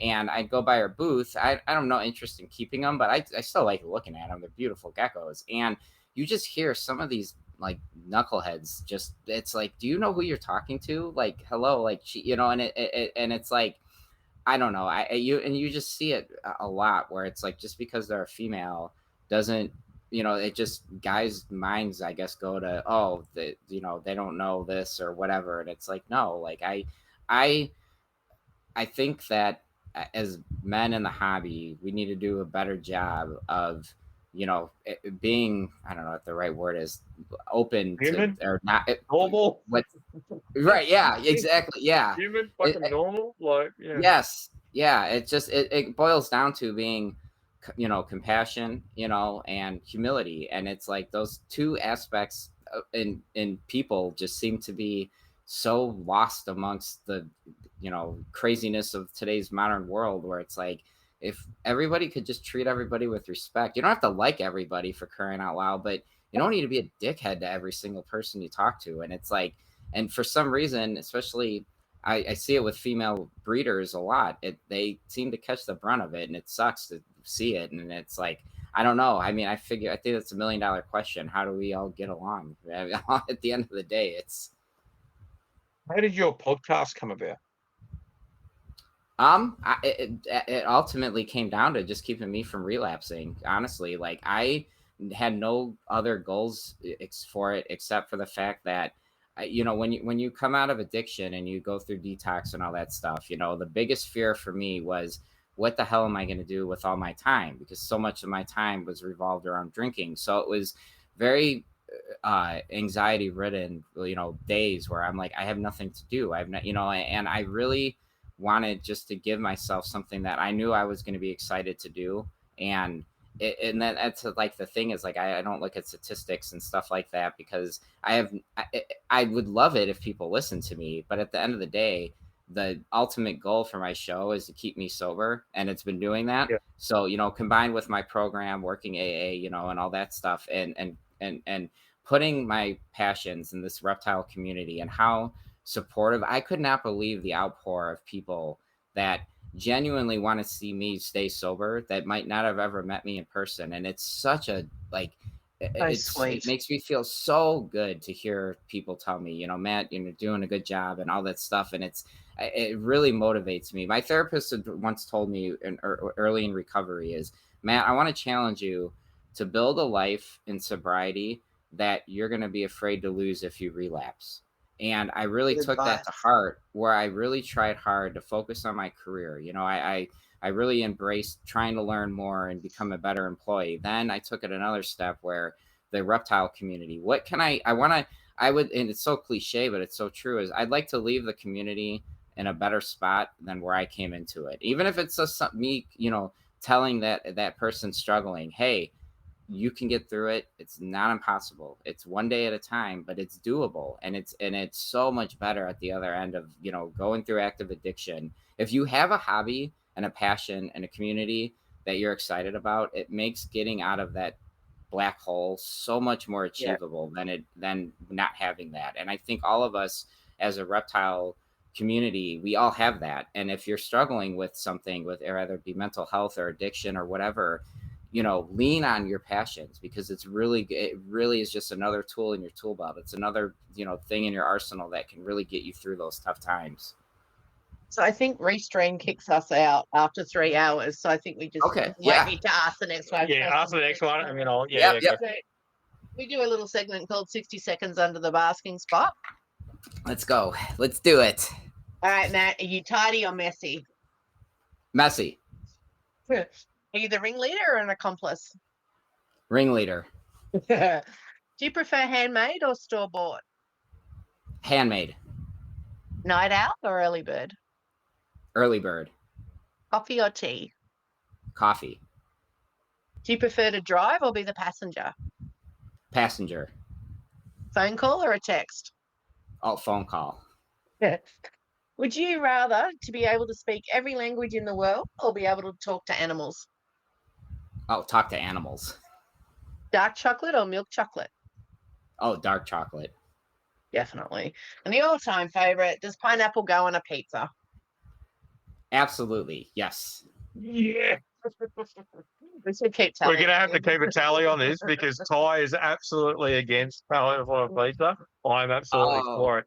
I think that we have a couple more things. The one thing I just wanted to touch on real quickly when you're talking about your podcast, I love the final remark that you've got in your podcast where you tell everyone to be nicer to each other. I think that is a sentiment that everybody should take away from listening to your podcast. Is it doesn't hurt to be nicer to everybody. So the one takeaway from this podcast, though, what would you like the audience to get from this episode? If you're struggling and you need help, at the end of the day, it's a battle that you don't have to fight on your own. And there's a lot of resources and people out there that want to love you and see you succeed. And I think it's really important to put a message out there of hope and joy. And there is love, and there's times that's going to suck trying to get sober or trying to work on your mental health. But at the very end of the day, this battle is hard to fight, and you don't need to do it alone. And like I say all the time, I'm not a therapist, I'm not a doctor. However, if you reach out to me, whatever I can possibly do to help you out, rather it be putting you in contact with someone or just telling you, hey, it's going to be okay, please do, because you're not alone. There's a lot of people who have the same problems. And if I'm a doofus and I drank way too much, and if I'm able to get sober, there's no doubt in my mind, anyone listening to this, you can do it too. It just it starts with that one step, one day at a time. You are an absolute sweetheart. Is there anything we haven't covered that you would like to say before we close up? Just be kind. Remember to smile and love everybody. Very good. Where can our listeners find you, Matt? On Apple, Amazon, Spotify. I don't do like YouTube or nothing. I'm not opposed to doing it, obviously, but I just do audio. So anywhere normal podcast you can find, I'm sure I'm on there. Okay. So, okay, you go. No, you go, because I'm just going to grab it so people can see it. So we have a Midwest giveaway that Scott from Midwest was very kind to give it. So there is a hook. There is a T-shirt. Oh my God, you've got some shit on your desk. Yes, I do. And there is a snake bag. Yeah, so I can't pick up because all the crap's going to come falling down on me. So do you want to draw the lucky winner? Nella, please. Out of the Midwest. all right. Okay. There you go. Read the name out. We should have had you need a drum roll.